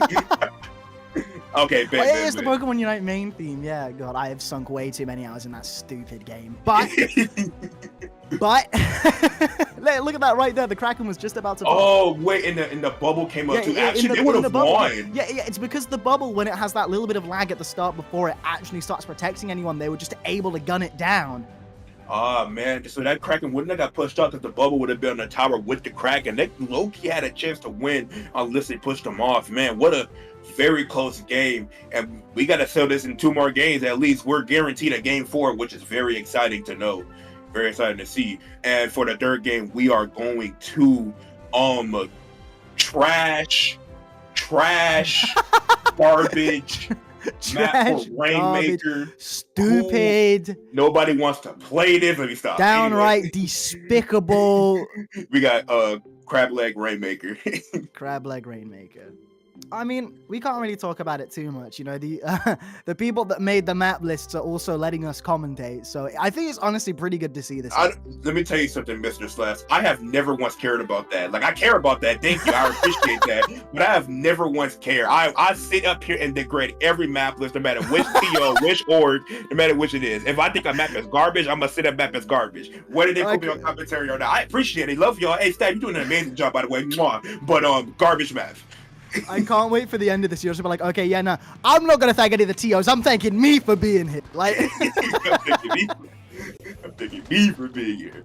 Yeah. Anyways, we're going to see the weapons comp switch up a little bit for the side of Mango Heckman. Bringing out that Neo machine with the Zuka makes sense for that point sensors, because point sensors are very strong here, as well bringing out the Stamper for a little bit more range. And we're still keeping that E-Leader. This time, not Kraken Leader, because Kraken is garbage here. So we're bringing out the Wave Breaker. And then also we're seeing on the side of Stillmatic, we're seeing the Emperor Doolies switch out for, the V Doolies. And you know what? It is Crab Leg Capital, so bring all the crabs that you can. And here we have Mango Heckmech on their way just going over the grates, but they do fall thanks to one of those dastardly little crustaceans, the crabs being broken out. And there we go, Punchy able to pick another one off with that crab. And now we are just seeing Mango Heckmech right now just try to get on top of that checkpoint. And they are able to break through it. Able to break it up, able to break the chip in the first 40 seconds is a blessing. And you can see the bubble coming out, still able to hold space, avoiding the splashdown as well. Probably going to jump out soon. The Mini is still holding ground on top there. Actually, it is still in Mako Short here. And we can see, honestly, we can see the effectiveness. And the Mini is taking 2 people on the right side, able to take down 3. And they just stuck at the Rainmaker. They can get it in time. No, they're not able to get it in time almost. But they do have control of mid. And we can see Mango Heckmech's comp pay evidence there. I think their comp is super strong for Crab Leg. Mini, Machine, Neo, especially with the point centers and the Zuka, as well as the Stamper with the E-Leader, is so strong. Yeah, that Stamper just coming in there as you said that, but they unfortunately do fall. And now maybe this is the opportunity where Stillmatic can finally get a sentence going in this game, because right now all the words that have been written have been by Mango Heckmech. Yeah, indeed, and look at that. Rainmaker was going to be able to get to that chamber, but the E-Leader has something to say about they're able to shut it down. But look at them able to get it there now and hopefully break that checkpoint, and yes, they will. So now we've got a pretty much an even Steven game going on here. They do pop the Rainmaker, so they're probably going to maybe pick it up and maybe get that 1-point lead. And yes, they are able to get it down to 49. Zip comes out for the Stamper, looking and find a member to trade, but the Stamper actually gets punished. So there's 2 people down on each side of Mango Heckmech. We see the duels coming on the left side, looking to go for a flank, buying his time. Going very patiently. He's just sitting there, menacingly, looking for a chance to go through. And he's able to find his win and actually gets no fight out of that. Able to kill the machine, but not what they wanted. It was fun to watch, though. I like watching, little goobers hiding there in the ink. Just, the Jaws theme playing in the back of my mind. But anyways, Mango Heckmech are just completely taking this game by storm at the moment, getting 2 more people down on the side of Stillmatic. As that tiny lead, I'm sure they're angry right now. I'm sure they're going, oh, we can do so much better than that. But there we go. What a direct onto the Zip casting in Stamper there, but that is 2 splats for the Rainmaker coming in. And now Mango Heckmech, this is your moment to start rushing this Rainmaker as quickly as you can to get that lead. Another one goes down for 4K. 4K, absolutely brilliant on the Elita, but absolutely a god on the Rainmaker as well. But they do fall once again on those grades. Yeah, that blaster play in a perfect spot to shut down that push. Huge play there by that blaster. I want to see Mango Heckman try to push that left side. Like, I know their top right is stronger for them considering their comp and how much range, but I think they can really get a lot done on that bottom left. Honestly, we see the members, they come out here able to shut that down, shut them that push. So you can fix them into mid. Then they come back into mid, it was up together duties, but they do have that cooler like we talked about, and the members don't. And that blaster, this blaster's doing so much work here. Honestly, absolutely insane. We're so used to seeing like these range blasters being the ones that pop off, but when you see a lovely little blaster like that just popping off, it's beautiful to see. And now this is why you don't really see teams go to that left side too often, because look, you just got caught right there and then. Yeah.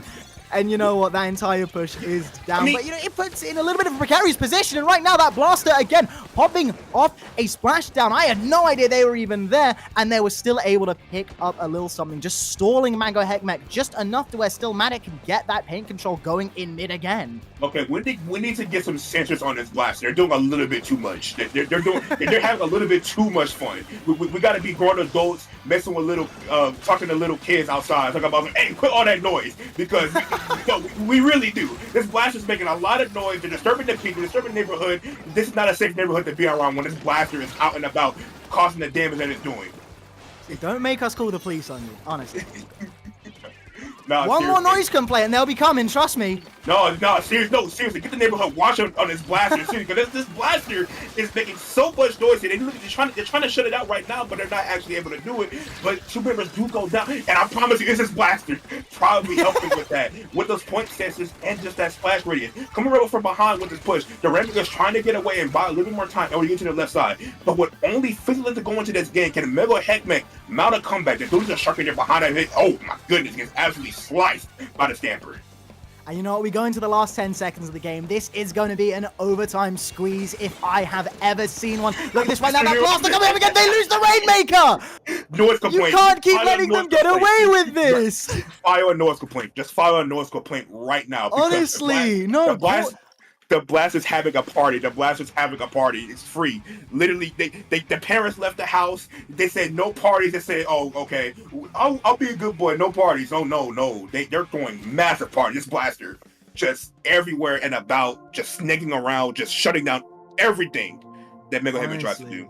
Keep calling 911, 999, whatever helpline there is to help you at this point. Just start calling it, because that blaster's getting away with a little bit too much. But you know what? That's just a testament to how amazing that blaster player is. Just always finding these moments to just capitalize on and perfectly go in where they are needed to be. Like, I don't even think we reached overtime when I said, oh yeah, this is going to be an overtime squeeze if I've ever seen one. We didn't even get to overtime. Like, they just popped them 2 seconds left. Yeah, no, and as soon as I saw the camera turn to the blaster, I didn't even know heck, I got the overhead view, and I didn't know the blaster was there. I was like, oh shit, the blaster's here. Well, the game's over. Yeah, no, right there, boom. Like 2 seconds left. Like, we just switched to the blaster, and then it's like, oh no, okay, yeah, we all know what's gonna happen here then. But yeah, as soon as the blaster got way too close, like, you know how the police be like, oh, stay back. It's too late. It's too late. You're getting popped. Like, and that's just real unfortunate for Mango Heckmech. But Mango Heckmech is putting up a still like very strong performance despite all this. Like, these games are close; they can go either way. But we'll see zones. For some reason, the community's favorite mode come out here. Yeah, I'm throwing shade. I hate this. Whoa! You hate everything today. Jeez. Yeah, I'm a big hater. Everyone knows. No, I love that. I love that. I'm a big hater. I hate zones. But in any case, we are going to zones for the first time in this set, and I wonder, will this double bubble comp give Mango Heckmech an advantage, or will it be will it work against them? I mean, like, double bubble really only works when you're in those advantageous positions to use them to keep the zone. Like, there's really no, like, pushing advantage to get out of that defensive point with a bubbler, except for when you're just kind of, like, holding there and just, like, hopefully your opponents are going to be pushing in on you and you get that opportunity to just, you know, use that Elita to poke at them with the safety of a bubbler. So it's just going to be really, really nice to see what's going to happen here if they keep this double bubble strategy, especially with how front-facing we are seeing Stillmatic play. Yeah, that is indeed true, and they will keep that double bubble comp going back to, but they have double crab tank to shred it. But if they play their cards right, they can get in their face. But when you really look at Mega Heckman's comp, they don't really have an aggressor besides the roller to really get somebody's face. But I don't think it matters though. I think they take down two members, they beat the blaster, and the splash goes down. So they're going to get first advantage here. They might get a pick here on the zap, and they're not careful, and they are able to. And 3 members didn't get that cooler. So now we got Stagger's punching coming out, but they do have that crab tank ready. Punching will look to pop in here on the top right side. Looking to get somebody there. Oh my goodness, gets absolutely the kitchen sink thrown at this crab tank. Not able to do anything with this crab tank. That is absolutely insane. You just saw right away. I was looking at 4K with the E-leader there, and I just see pop from all the way across on a completely different time zone, may I add. Just absolutely popping them right there, just knowing where they're going to be. And right now, we are just seeing Mango Heckmech completely go off, as we might not even see an interruption on the zone. We're just seeing the blaster at the side there. They're screaming out. They're saying, get here right now. We can't let this go. Blaster goes. The blaster's punching up. The blaster's once again doing it all themselves. The blaster's doing it all themselves again, and they just gotta kill that blaster. The blaster's still there. Going. The blaster's still going. No, all they had to do was put a blaster on that bottom right, and they had the game won. And Mango Heckman came out swinging, throwing fiery punches at them. But it just wasn't enough when that blaster, the one that's been a problem this whole set, is doing a lot of damage. Can we please get some, like, epic anime music or something, like the Ultra Instinct theme or something, as soon as we start seeing this blaster start coming around, start doing their tricky little things. But, okay, as I'm talking about that, we're seeing Mango Heckmech. They are able to just quickly flip the zone. They're saying, okay, hold on. Let us reconvene a little bit. Let us take a breather.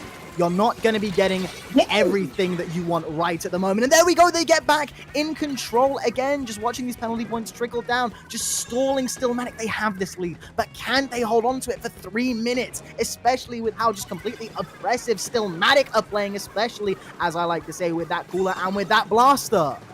Yeah, indeed. If we're talking about the blast on the side of Stillmatic, we gotta talk about the roller and the mini on the side of Mango Heckman, because this roller is always in like the best position to shut down the stuff with Stillmatic. He's trying to be able to push back in. And we see it happening right now. The roller pushing in right now, getting a pick. As soon as I call him out, the Spy is forced to jump out, and this mini is holding down so much space, and they actually are very mechanically gifted to where they can win fights on their own if need be. Yeah, no, honestly. Just a player's mechanics can just take you so far, even with a Jesus weapon Christ, like roller. the Zinni. That roller. It's just popping out from nowhere. It's just coming in from hammer space. Yeah, the roller actually shutting that blaster. That bucket able to get a pick down the blaster, bring down on the side of Stillmatic, and it's just a blaster. If they can really secure a kill on this blaster, they can really define the win. They have 10 left taking the counter. If the blaster goes down, I think it's going to be the game, and the duties go down as well. Can they make it back to the zone in time? No, they cannot. Mango Heckmech dominantly taking this game, bringing us to a game 5. And wouldn't you say that Mr. slaps? I think that slaps very hard. That slaps so incredibly hard, I can feel it tingling on my face. Like, oh my, we can't believe it. We've got such a hype game 5 as our first set. We are blessed today. The commentary gods have gifted us a banquet to feast on, and we are going to be filling our little tum-tums with it, aren't we? Yeah, indeed, and as a very as a fat person myself, I love filling up my tum tum. Like I love stuffing food down there. You know what I'm saying? Like no, I feel that.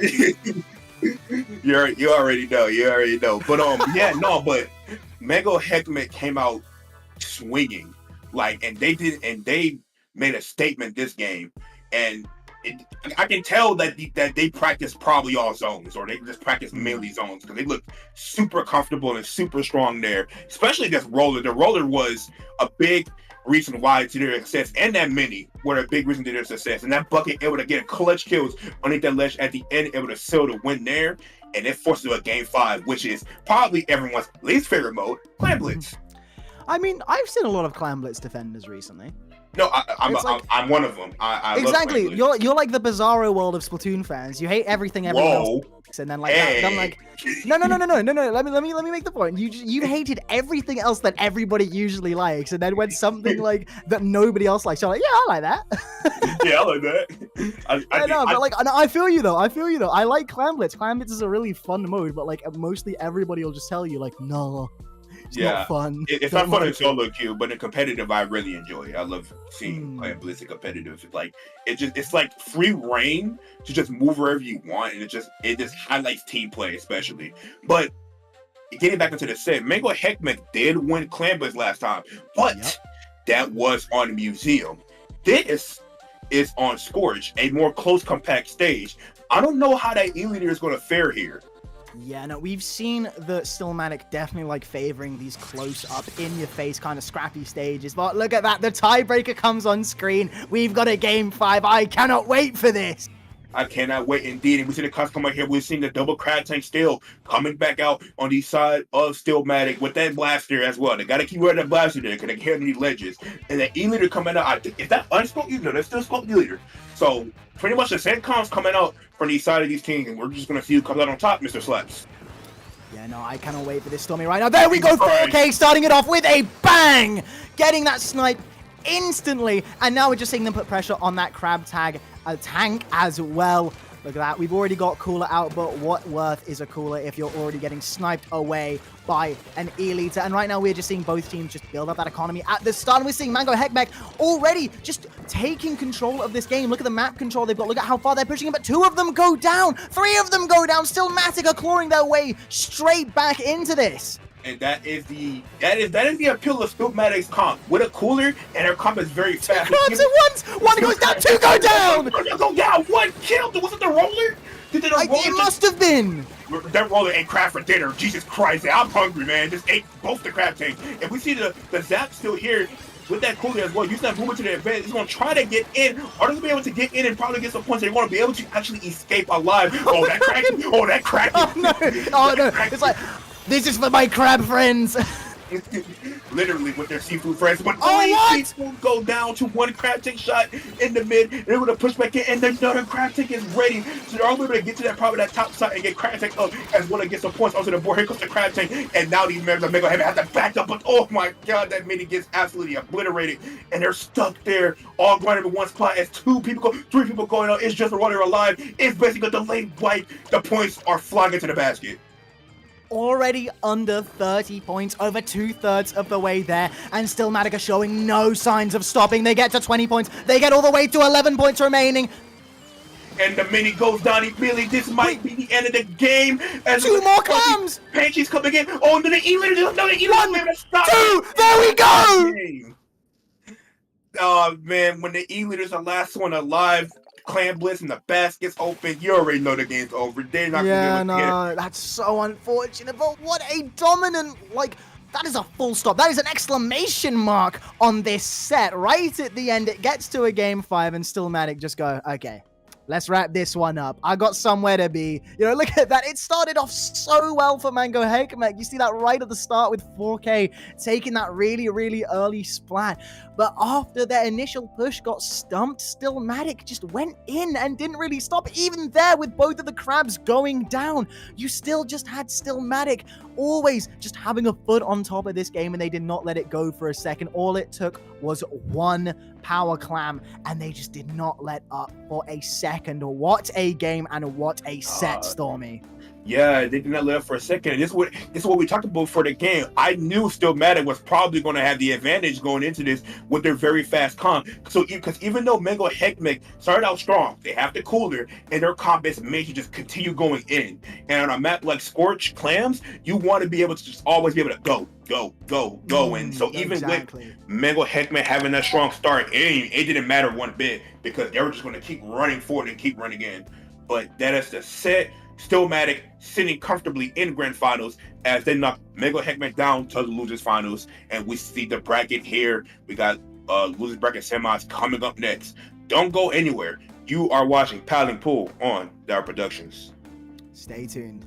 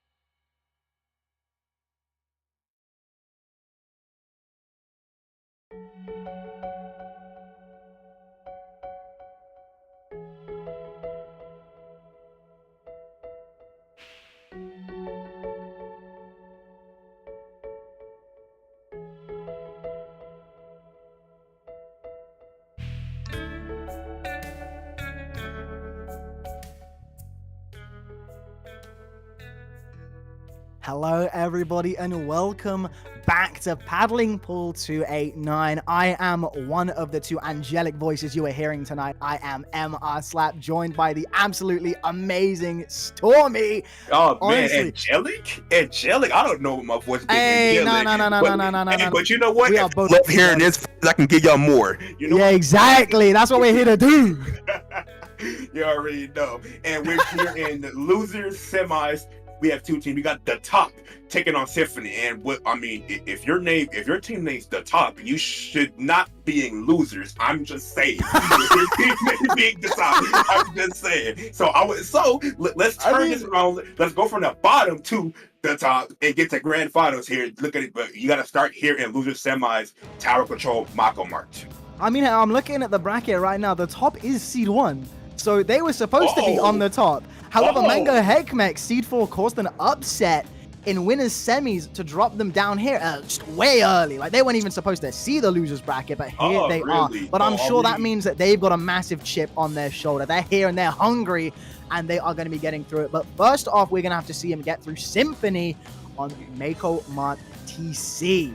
See, personally, I want to tell you respect. We gotta get our get back. We need to get our get back. So first things first, at Symphony, and then we go try to get our get back on Mango Heckmech for not going to lose in the first place, because we are the top and we're trying to be part of the top. Just saying. Nah, 100%. And I'm ready to see it go through. That is okay. I'm just seeing like a gal there, and I'm like, huh? But they do. Okay, yeah. We're seeing from the top right now. We got Pencil, Carbon Deco, gal there. Oh. Yeah, I'm probably butchering these names because like my brain just thinks of one, and I'm like, Carbon Deco, 96 gal, regular splash, Pencil, and then on the side of Symphony we got the Zap, Stamper, Rapper Blaster Pro, Deco, Rapper Blaster Pro, Deco, and then Tetra Dualies. Interesting comps to say the least. Yeah, no, and we always love to see the interesting comps get pulled out. Uh-oh! Okay, you know what's more interesting than the comps? The disconnection. We lost connection. We love a good little disconnect. Oh, but you know what that means? We basically get to treat the next few minutes like a podcast. I always love doing this. Man, let's treat it like a podcast. Okay. Honestly, you know, we're taking no breaks. We're taking no breaks. You know what? We're going to make it a podcast. All right, we're going to start a controversial topic and put our takes out there just so we can get canceled. Let's do it. Okay. What's the controversial topic? Oh, man, the controversial topic are, do trans people count as real women? Yes, they do. Come on, what the fuck? Yes, they do. Yes, they do. Yeah, there we go. Oh, what a replay! What a replay! Oh my god, look at this replay. Look at this replay come out. Zima able to just get that little pick there. Uh-oh! Oh my god. Little bit of a jokey joke, but yes, of course they do. A little bit of a jokey joke. Don't take it seriously. But yeah, of course they count as real. It's very disrespectful. People that say they don't. Sorry, I can't get over that replay. That replay is insane. Can we see it again? Is it what we can see it again? Do it again. Run it back one more time for us, please. Run it back one more time. Can we see that one, please? Can we see it again, please? Yeah. Look at there we go. Zima, 4-piece. Zima coming in. Wait, run it back. I forgot it loops. I forgot the one clip just loops. It just loops, bro. It's just like, oh man, it's like yeah, bro. Splatoon action. It's like, oh. Oh my god.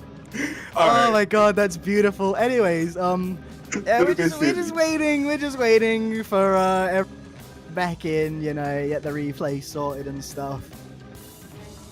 Oh my, yeah. Okay. Yeah, okay. Indeed. They went ahead and reset the room, and hopefully everyone gets in the room shortly. But Thank you, Nintendo. Thank you, Nintendo. We really appreciate it. Y'all don't support our game at all. At the very least you could do was give us some good connection, but you know, I guess that's too much to ask for around here. I was gonna buy a Nintendo llama, but now I don't feel like it. I don't feel like y'all seeing my favorite game disconnect. Oh god, that's what I'm saying, bro. First of all, why would I buy a Nintendo? I ain't gonna lie. I wish if I wake up to Splatoon noises, I might shoot somebody straight up. Like I'm you're just waiting there in the morning, and then you just hear, like, you wake up, you open sleep and you're just hearing like all of like the salmon run, big run noises go off. I'm gonna implant a bomb in my house where hit some goddamn. No, my favorite one of that though, like if is like they have a Breath of the Wild one where like you just start hearing a Guardian, and I'm sure that actually causes PTSD on someone. Oh, that's what I'm saying.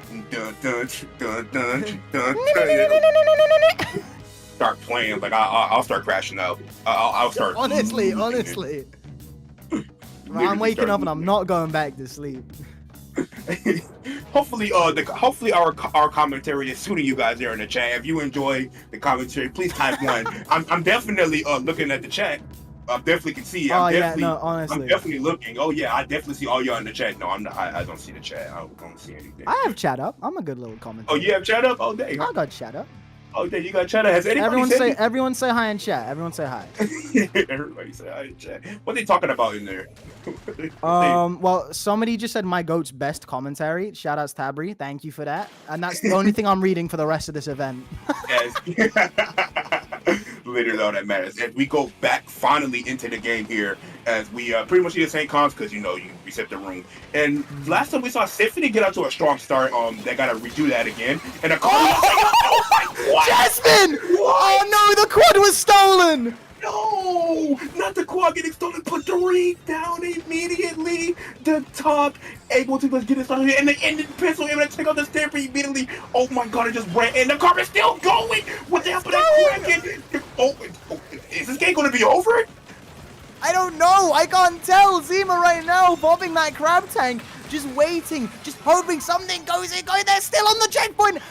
Can they get past it? They do. They get past. That's one of the hardest checkpoints in this game to get past, in my opinion, just because of how defensively capable it is. There, Jasmine still going in. They get the wipeout. They just have one more checkpoint to go past. Are they going to be able to get past it? There we go. They set up the strikes. Boom. Zuka gets two. There we go. It's GG's already. GG's. Oh my God. Man, you know what? They said, dang, the disconnect like cost us some time. You know what? Let's get that time back real fast. Ended the game faster than any time ever. Jesus Christ. Oh my God. I should have known something was up as soon as I saw the. I'm not gonna lie. They were all Jasmine deserves that fist, but wait up. Look at the replay though. Look at the replay. PP. Oh baby. Oh my God, bruh. Okay, look, I saw them all clumped together, and while I was doing my regular commentary in my mind, I'm like, okay, you're all gonna die because we're all clumped together in mid. So I'm like, Jesus, why we clumped together? Oh my goodness, and the carbon definitely made them pay for it. That is best of 3 as well. That's game 1 of 3 down. They got match point. I'm not gonna lie, if Symphony finds a way to come back and win this, that would be insane because that is a crushing start to what Luna Senpai said. But if you're Symphony, you gotta breathe. You gotta be like, well, that happened. We gotta flush that down the toilet like some dookie and just just move on. Yeah, now honestly, we just gotta reconfigure. See, that's like one of the hardest bits about playing in tournaments and stuff. Like, you've really just like, as soon as something interrupts that mental of yours, that's it, you're clocked out. But like, it takes an amazing player for your mental to be knocked as hard as it was just then, and to still just be like, okay, game 2, we run it back, we go straight back in. And yeah, and legit actually run it back because we're pretty much in the same comms come out from both teams. They're all like, okay, there's nothing wrong with our comp, we just played bad, so we're just going to run the same thing and see if it works out this time. But I will say that pencil and that crack is going to be very strong here, and he's out at the top here on what's this called again, Ramen Zones. Oh my, Jasmine already going in and getting 2 as well. The top showing why they have the name the top, because they are the pinnacle right now. Yeah, indeed as well. Mickey taking us off angle here on this 96, and that crowd able to get a pick onto the Tetris. They just look like the better team. I mean, right now, 2 people were down on the side of the top, but they instantly just jumped straight back in thanks to that lovely, delicious soda, that carbonated drink that gives you so much more life. And here we go, the Kraken coming in once again. They lose control. Do we see Symphony for a second take this? No, they don't. Oh my God. Oh man. Oh my God, just playing around at that point with the Kraken. That's crazy. We see Crab Tank getting popped as well. Gets 1. Do we see 2 over there? Maybe, maybe not. Who cares really, because you're stuffed so far back in your spawn that it's a mountain to climb, get back in this game. However, miracles have happened before. We can see miracles happening right now. 2 people are down for the top. If they're just able to take this zone, just to delay it 1 second, they lose control. But the Symphony, are they able to get the zone? They are able to get the zone, but they get completely wiped out. You're able to get the zone, and that is GG's. Probably the fastest set we're probably going to see this whole tournament. It's probably the fast.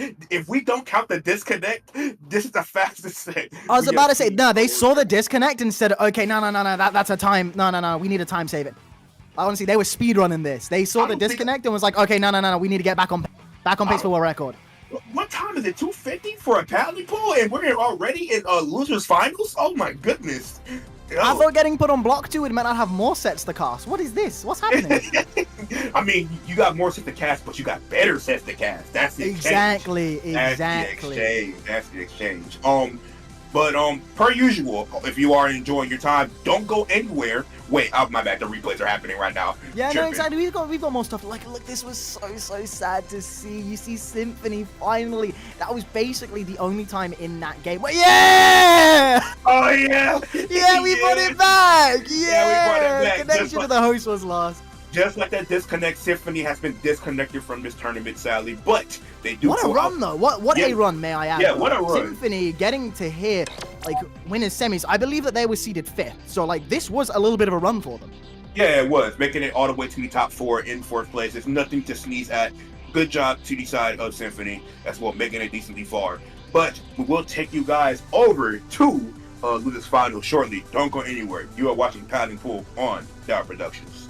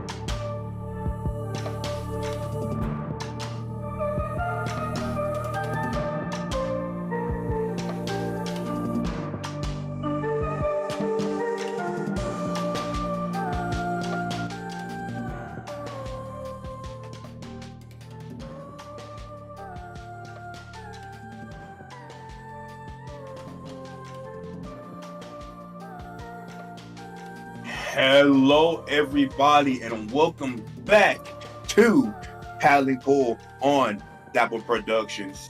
And we have two amazing teams here, and I believe we get a run back from winners, don't we, Mr. Slabs? Yes, we do. Let me just take a quick gander at that. Winners semis, the top was going straight against Mango Heckmech, and Mango Heckmech were able to take it 3-2-1. Yeah, indeed, able to take that 2-1, but the top is looking for a run back, this time in a best of 5, looking to reverse the roles here, looking to get the redemption and make it to the top to have a chance to fight in the grand final. They look very strong, Mr. Slabs. They look very strong. And we're going back to Mako Mart, by the way, which is Clan Blitz Mako.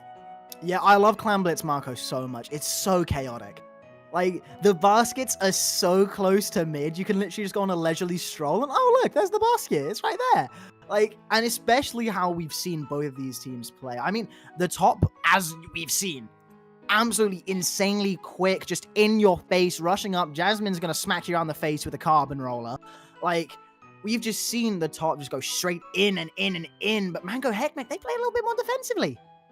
Yeah, indeed. And we're just going to see how that fares this time around. Last time, I think Mango Heck was able to take it out. And I think in a game mode like Zones, I think it's very strong. But I also think the weapons that Mango Heckmech possess can just really shut down the members of the top, especially. But they switched to the 52 Deco with screen. If you have problems with screen, fair warning in the chat, just so you know. So yeah, and also no E-leader here. Understanding that is Mako Mart Clan Blitz. We're bringing out the ZF instead. So double tries to come inside of Mango Heckmech. Yeah, and look at that. We're seeing Nango right there, just waiting. Carbon goes down with the side of the top. Beautiful shot there from that splatter scope. Nango is just patiently biding their time, waiting for that moment to strike, as we're seeing everyone else from Mango Heckmech just try and cause a little bit of trouble in mid, get that clam economy going. We see Screen go out, and I believe this is where the V-Rollers are going to be making their attack, just going slowly around, seeing what they're able to do. And there we go, they go into the backline, just disrupting and getting that power climb, and is able to score right there without anybody even seeing it, just disrupting the top entirely. Yeah, just from the top, able to score and lead, so they still have some ground to work with, able to take out the carbon roller as well. So they did not lose any bit of control here because that roller is still up, but the mini is probably going to go down to this carbon as well, able to flick of the wrist, take them out immediately. Yeah, and look at that. The top just, you know, they already had a chip on their shoulder. Now that chip is even bigger, to the point where it's just digging straight in there, and you've just got to get it out. You've got to prove that you can stay in this. Zuka goes down, but so does one person for Mango Heckmech. And now the top, they have that power climb built so close, but no, they go down. They're unable to dunk it. We're seeing Nango go down. 1v1ing Jasmine over there. Battle of the Rollers happening in front of our very eyes. And now the top, they still have yet to get a power climb in the basket. Yeah, indeed, the mini was able to kill 2 people on that right side, able to shut that push completely. But Crab Tank almost at the ready, does have the Crab Tank at the ready. But that bubble hit in mid, and that roller is just being a demon over there on that left side as well, helping with the mini. But they do take out the rollers, and they are going to try to make push it down, but those shots are going to slow him down a little bit. That bucket, trying to get a kill on that Crab Tank, able to get one shot off, but he's not able to finish it as well. But they are slowing him down with another help with the tri-strike, and the bucket able to get a kill onto that splash, pretty much slow down the entire push. We see a defensive hold come here on the side of Mango Heckmech, but the top is actually holding offense, but they just don't have the clams. And there comes Witty with the Zinni coming round, but they do go down. But as you said, yeah, it doesn't look like they really have the clams to get anything going. But there we go. They break through the barrier. Do they get the lead, though? Are they able to get it? We're just waiting. They're standing there. They're just trying to get jump, but no, they fail the jump. Oh, they're unable to get, but there we go. They are able to get that one climb, and there we go. A couple more are now feeding, and that was so close to just hittering off. But there we go, the top showing why they're here at the top. And there we go, getting 3 hits on Mango Heckmech and cementing this lead. Yeah, indeed. Finally getting a push in the surfer. They could probably get a little bit more able to sneak 2 going, put it on the top, and get 2 more clams in as well. And they are going to be moving back in our ability. So they're all going to be able to hold a little bit of ground here. The crowd are getting ready for this splash. It's going to help them still hold the ground. Mango Heckmech has a lot of work to do. We got to see this roller try to get in with these double strikes, but the melee goes down, and that's all their paint. So there's no paint on the ground, and that's what we're seeing. Mango again! What am I talking about? The Roller just flank with the over that bubble, able to jump and get another power plant man as well. But two people go down immediately, and I think it's worth it, but they gotta be able to hold that ground as well. If they're not able to hold this ground, that could actually work against them. Yeah, no, I feel like really if you're going to go for that push there, you had to get into the... You've got under a minute 30 left in this game.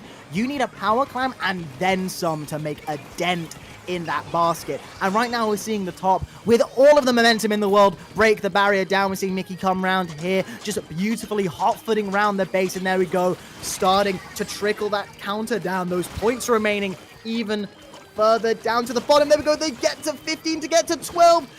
Zima right now, they could be able to make it single digits. There we go. Just one more power climb in that basket and the game will be dead. Mickey comes around, this is it. That's over. Oh my. I thought they were off. I thought they were just a little bit off. But there we go. They were able to chuck it in there. And that game is theirs. Very, very close though. So incredibly close.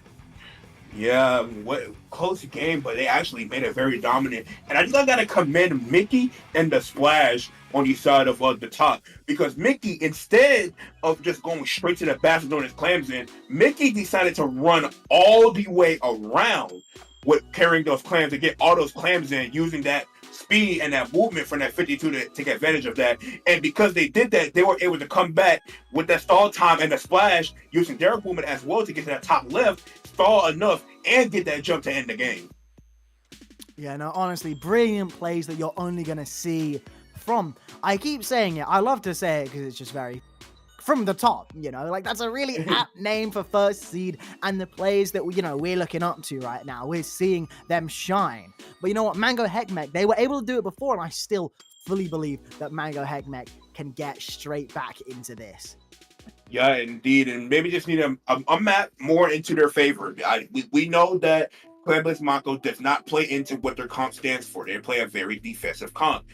And I think here on Tower Control Ioto, they have a little bit of a better chance. Now, I do think aggressive comms actually get here more, but they have a little bit of a better chance here. But if they can find a way to win this one and then go to zones 1-1, they feel a little bit more confident. Yeah, I mean, definitely. But you know what? I still completely believe, as you said, the aggressor in this comp battle is really going to have more of a chance to come out on top. But you know what? I'm a commentator. I'm here for my words to be ed. Indeed, we're here to just we're here to annoy all of you people in chat. And you think of our voice, that's too bad. You gotta listen, unless you just mute the stream. Please don't do that. That'll make me sad. Yeah, please don't mute us and don't click off us. Really, this is a sight to behold. As right now we're seeing the top just get that early checkpoint through. Yes, they do. They are able that instant checkpoint, which really has no right being there, to be honest. Yeah, indeed, able to smash. Why is that checkpoint there? That is terrible map design per usual. Coming from Nintendo here, but are gonna make it past the second chipper with a lot of room to spare, as well as that card playing list. That Zuko coming out onto that top left side, able to aim at some mirrors, but the Eater has no shots because that cooler is on the tower. But the Sharks are coming out onto the tower, able to slow him down for now. Can his Eater find a shot onto this pencil? Is not able to find it. Now able to find it. Able to stop the push from happening. Only down to 32, so not a bad defense coming outside of Mango Heckmech, not at all. Especially on a map like Ioto that can snowball very fast. You know, this is the exact same point we got it to when we saw Mango Heckmech in Winners Finals. Like, genuinely, this is like a stereo of the game that we've already seen. And you know, I think Mango Heckmech was on the losing side of that as well. So it must be a little bit disheartening to go back to a map and mode that you've already lost on in Winners Finals. But Mango Heckmech showing no signs of faltering right now as they're able to get 2 down. And they are still pushing through almost at that second checkpoint now. Yeah, and be able to take out that bucket as well. They can get onto this crab tank as well. The roller thing underneath, but they're actually not able to get punish that roller for trying to challenge that crab tank as well. And they still have that second checkpoint intact free side of the top as well. We see the Ilya trying to do a little bit of work here, but it's getting rushed down by the 52. The Rotom gonna try to help take it off. They'll get picked themselves, but the Ilya will help trade it back. And this puts them a lot of pressure almost to that quarter. Going to give it to your frontline, give it to that Splash, give it to that Carbon, and that 52. Never mind! What a Never bomb placement! mind. What a bomb placement, especially when they're on that unequal service. They weren't even able to run away in their squid form. That was a beautiful lob of a bomb, and we're just seeing right there that bubbler, sorry, getting shredded right away before Mango Heckmech can even get their foot in the door, pushing it away, not even getting off that little that little stack there. But that's just showing that the top are ready for really anything at this point. As there we go, Jasmine again using that Zuka, already picking one off, and you still have that V-Roller up with that bubbler ready just for another push. Sets the bubbler up defensively. There we go. Very, very nice there. Just getting rid of that Carbon. But you know what? Their top still look like they're in a really, really good position popping that Crab Tag, Stormy. And they're always going to have this position, especially with that Crab Tag that they're ready. Like, it doesn't matter how many picks Mango Heckmech are going to get to their side. They're always going to have a defensive tool or a way to hold space or a way to just go in and kill people, because that's what the Carbon is meant to do. That sprint coming out on the top of the side, it's going to do a lot of work. Mickey able to shark here on that top of the side. And this is like a kill power on the side of Mango Heckmech. But as I said, the Ilya gets a nice shot onto the tower. But here we go again. Mickey sharking here behind this corner. They gotta be able to clear out these members. If they don't find Mickey, they're gonna be in a world of trouble. Forget Mickey, they gotta get rid of Jasmine here. Just doing so much work as well. Jasmine and Mickey just comboing off each other, playing off of each other, playing off that aggression, and they're just not letting up any ground. Like I said, offense the best defense. Yeah, and as we've said before again, especially on EelTel TC. And you know what? Jasmine right now is still just going in, 1v1ing the roller there again, and Jasmine does come out on top. There we go. It's just literally throwing a burst bomb at one person and then just being like, okay, now that I've done that little bit of distraction there, I can keep going into the other one. They do go down though, but I think they've forced enough distraction to where there we go. The Pencil's just able to push the Kraken with 1 minute remaining. Mango Heckmech have a mountain to climb. God. Just getting sandwiched by the Tri-Strikes, but they're just never able to get any paint onto their side. Like, these Mango Heckmech's paint has never crossed their side of the map, and when they do, they're just dead. Like now, like it doesn't make any difference here. The 52 sharking out the midi. Oh, able to trade it off. Nice movement there by the midi. Step onto it, and the Carbon goes down as well. But if there's a chance to get, but every time they have a chance to try to go in and get forward, the members of the top is able to shut that down, whether it be the 52 or the Carbon. But the Splash is down, so no more crafting for that Mora right now. Those are ready. The strike trying to coming up, but the Ilya does go down, but the Carbon actually gets shredded out, and the 52. This could be your chance here, Splash. If there's any moment, it has to be now. This is your moment, Mango Heckmech, to get back in this game. They've got a bubbler once again there. They're past the checkpoint. Are they going to be able to? Jasmine gets dispersed off. They see, they get gunned down, but they take the lead with 1 second remaining. They're at checkpoint 3, and they get through. Mango Heckmech steal this game. Able to steal the game at the very end, using one chance, and one chance only to be able to pull that lead back, especially with a double bubbler. They were able to kill the Carbon. They were able to kill the 52. So, because they have nothing for that bubble. All they needed to do was set up one. They have absolutely nothing for those 2 big bubblers. They have Zuka, but they have Crab Tank. But once you kill them, and once you get rid of the Carbon sharking and just making plays, they had nothing to stop that tower. Mango Heckmech just needed one chance, and they finally got it. And once that bubble got put up on tower, I knew they won this game. We just saw a miracle on EelTel Alley right in front of our eyes. That was, oh my, that was absolutely incredible. I can't even speak. The words aren't coming out of my mouth correctly because that was just such a stunning end to a game. We just basically spent that entire game going, yeah, Mango Heckmech really need to get back into this one, huh? And then they do. Like, they do. Right where it mattered. In their one opportunity, in their one single final breath of the game, they gasped. And you know what? They took a gigantic gulp of that lovely air and was able to save it. And now it is 1-1. Yeah, indeed. They just were, it's just EelTel for it. That's just EelTel. That's how it crumbles. And that is thankful to their defensive comp, able to keep them from pushing any further than 32 to keep them into this game. Because while they weren't able to push, they were able to keep their score at 32. Meaning that one time they did have to make a push, they did not have to go that far at all, and they paid dividends there. And now I think Mega Heckmeg is staying a little more confident as they are playing a zones map. But I will say, they don't have a pencil. The top does, and especially with that Kraken from that 96, because I'm sure that's what they're going to be pulling out here. Indeed, they do. It's going to pay a lot of dividends, especially into the bubble comp of Mega Heckmeg. But we see a comp switch again, switching over to the Neo Machine and the Stamper. You know, we've seen this, and you know what, the regular Elita scope coming out as well. We saw this before. We've seen Mango Heckmeg change up their comp to this exact composition, and it's worked out for them in the past. And you know what, it might work out again. I can't even call this set at this point because of how close that last game was and how it just got completely stolen. Right now we're seeing Witty with the bubbler up, trying to get through Jasmine, but Jasmine was able to just take them down. And here we have the top doing what they do best, getting you right in your spawn and spawn camping you like it's a Splatfest. Yeah, indeed. Like it's a Splatfest, on God. All the casuals punching the air right now in that comment. We're having PTSD for getting smoked by all the competitive players. But as we are talking about this, man, like that Kraken and the Carbon, that combination of weapons, right? Especially into the bubble. They have a lot of work to do inside of Mega Heckmeg because all that's going to happen is they're going to keep shutting it down. But two people immediately go down, so you're going to able to try to flip the zone into their favor as well. Able to give a 49-point penalty as well to keep this game going. The E leader has free range to work with finally.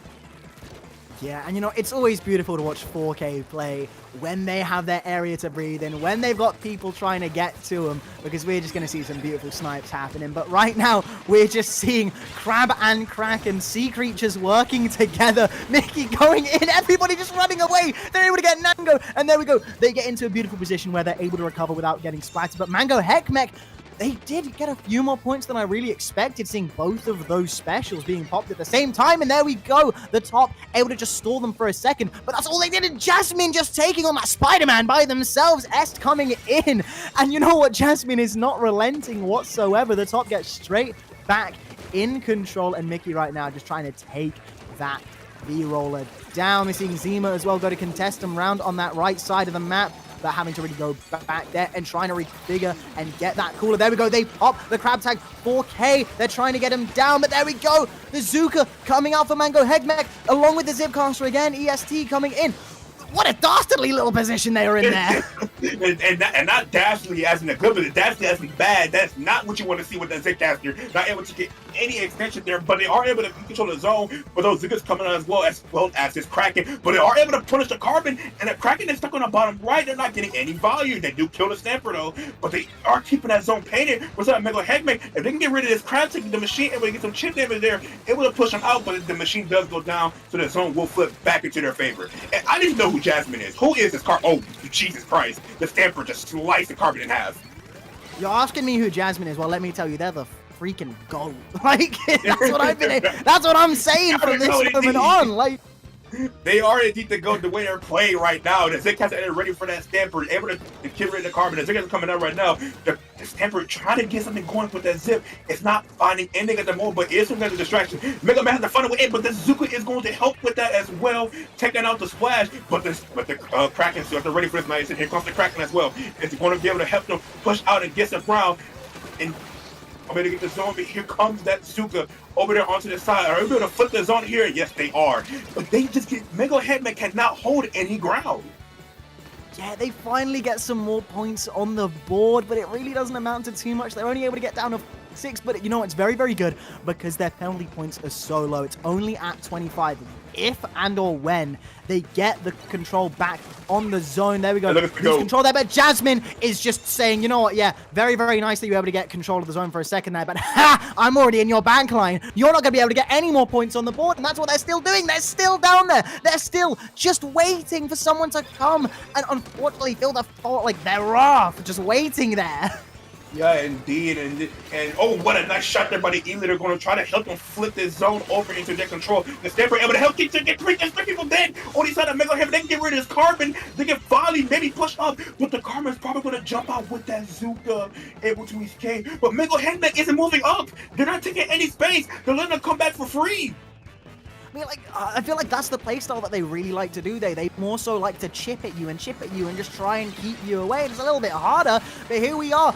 Once again, we're in the realm of like impossibility in most eyes. We're seeing it get to the last 20 seconds of the game. Mango Heckmech really need to start making a dent here. They need to break 7 points. That is a monumental task, but it seems like they're doing it. We're seeing Mickey stuck down there. The only thing around them is Purple Ink. Same with basically everyone else. It gets down to 15 points remaining. Half of the points are remaining now. They just need to get past 7 with only 1 second left. They lose control. Oh, no way!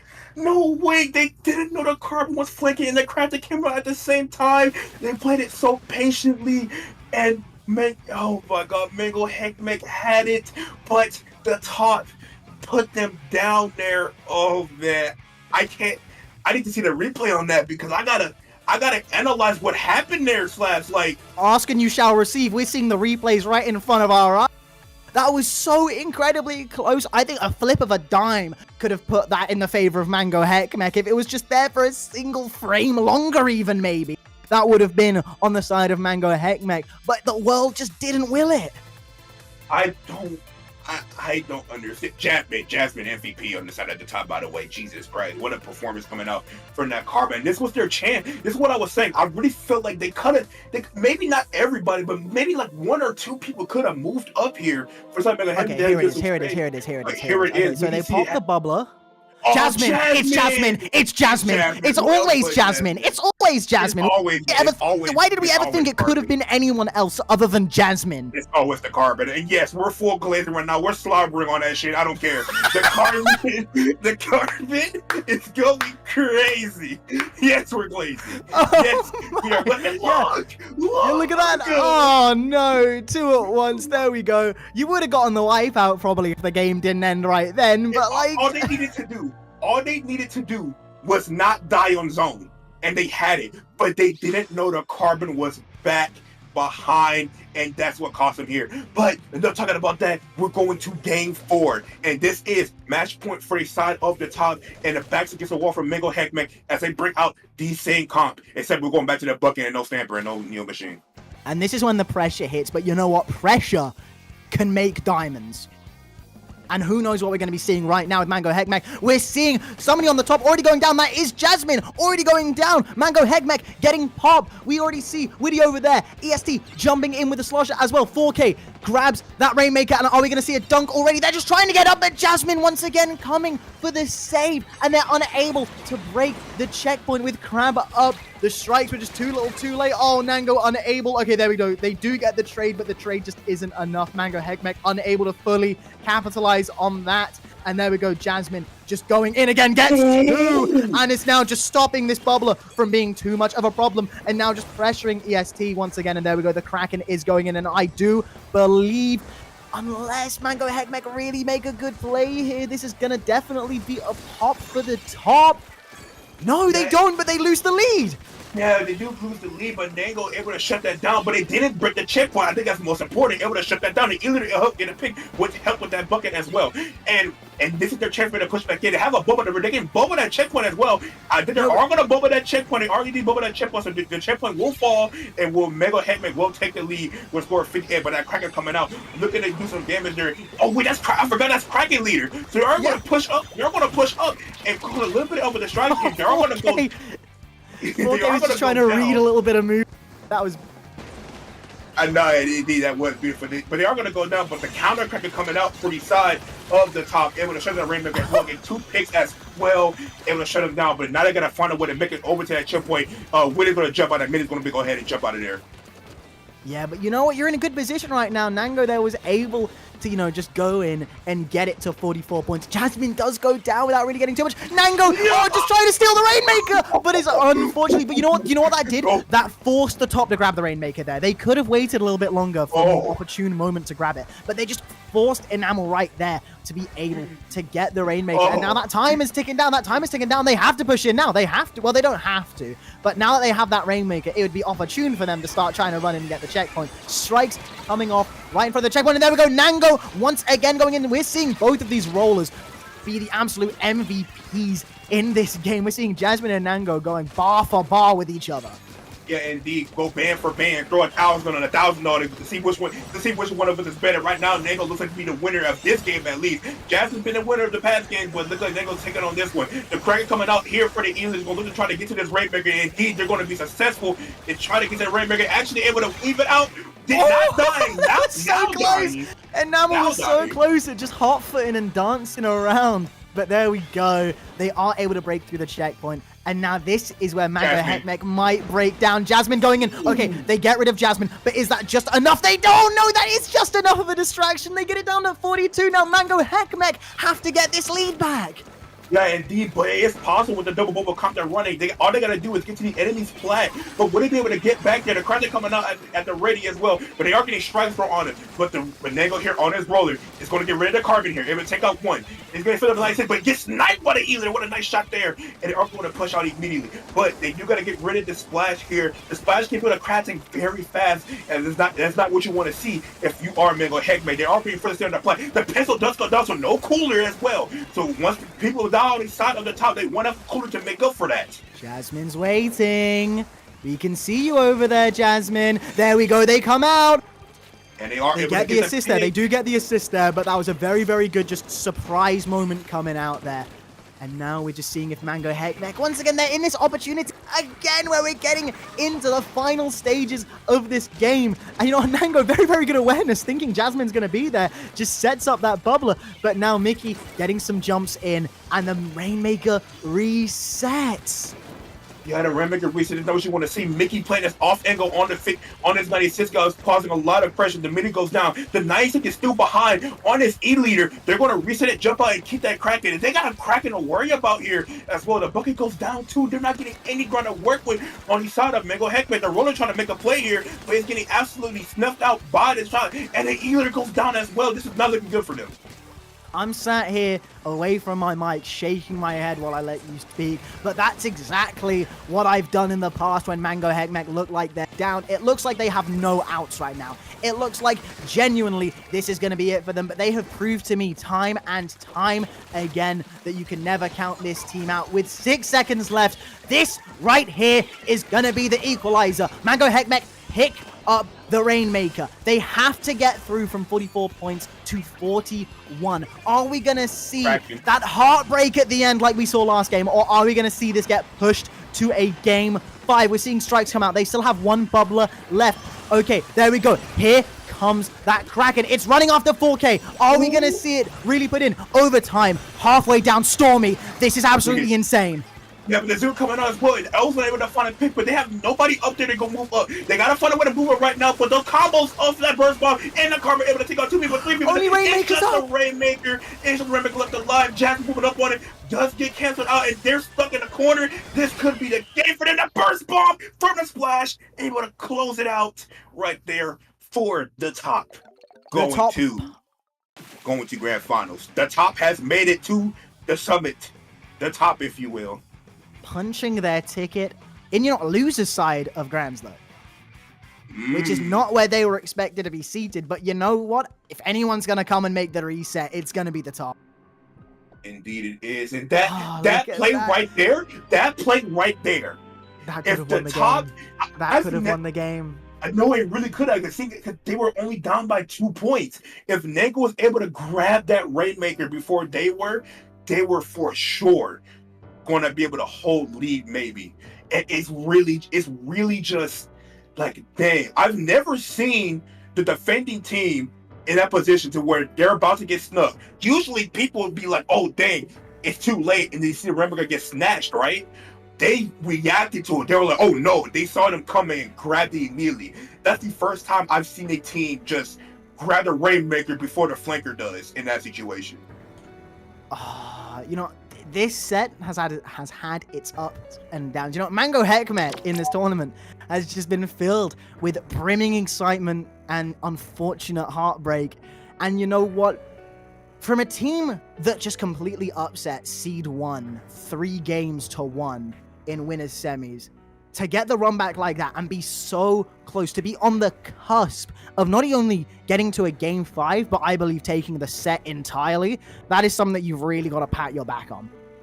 Indeed, I completely agree. What a run by Mango Head, but going out in third place, no shame there. I know they probably won it first, but that is highly unfortunate. But what an amazing game. What amazing sets for them. And credit to all the players here as well. But the show must go on. We are going to grand finals. Don't go anywhere. You are watching Paddling Pool on Dot Productions. Really, don't go anywhere. Get all your friends watching this because it's going to be explosive.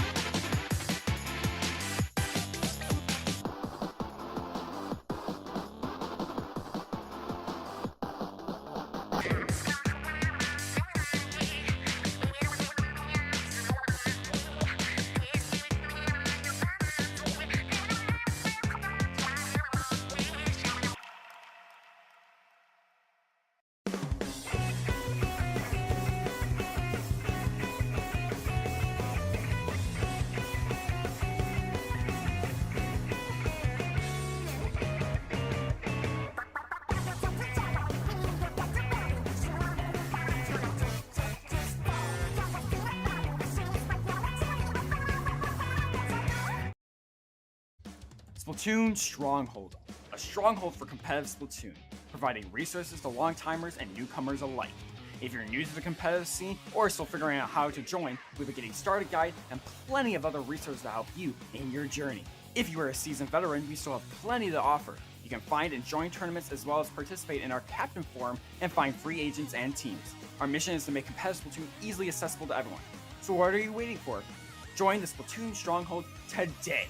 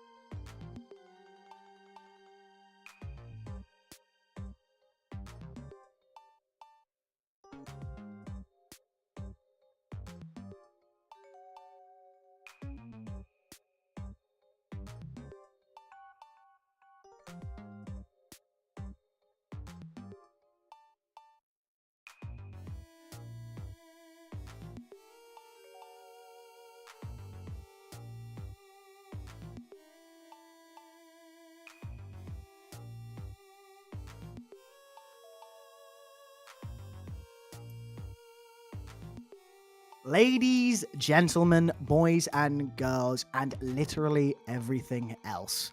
Welcome to the grand finals of Paddling Pool 289. I am humbled to be sat here right now, casting aside the amazing Stormy. I am MR Slap, and honestly, it's my privilege to bring you this grand finals of Stillmatic versus the top Stormy. I'm very excited, as you can tell. How excited are you right now? Super excited, and then I see the first map in this Museum Tower Controller. Now all my excitement is gone, and I'm back on my hater energy. No. Now I'm back on my hater energy. No. No, come on, dude. No, it's grand final. I'm back on my hater energy. I'm back on my hater energy. These teams are so cool. The teams are cool. I love them. Don't look at the map anymore. Don't look at the map anymore. That doesn't exist. No. The negative aura is flowing within me right now. Looking at goddamn Tower Control Museum. Get this off my screen. Get this off my screen. Bro. Allow it. This is garbage. I will not stand for this. Allow it, please. Oh my god. But anyway. Hey, minds think alike, as they say. But anyways, we have two very strong teams here. Stillmatic, who are the winner side of Grands, and the top, who are on loser side of Grands, which both these teams were projected, I'm pretty sure, to make it to grand finals. Or these the number 1 and 2 seeds, no? Let me scroll up. No, this is 1 and 3. 1 and 3. Okay. What? Yeah, Squidding Good was projected too. Okay. That makes sense. In any case, we are here right now, and we are going to see which team comes out on top. And who is Jasmine? Like, is that Okami? You know, someone in chat, let us know. That's a random person? That's not. I wouldn't call them a random person. Looking at the Definitely not a random display person. they're giving us. Oh, I've never seen that before. Okay, I don't think I've actually casted like a Splatoon tournament in Grands when that comes on screen, or at You least never? I haven't for a while. So I just forgot that was there. But anyway, okay, let's get into this right now. We're seeing two of really the same comps that we've seen from these teams before. Is that a decaf? And I was about to point that out. The decav.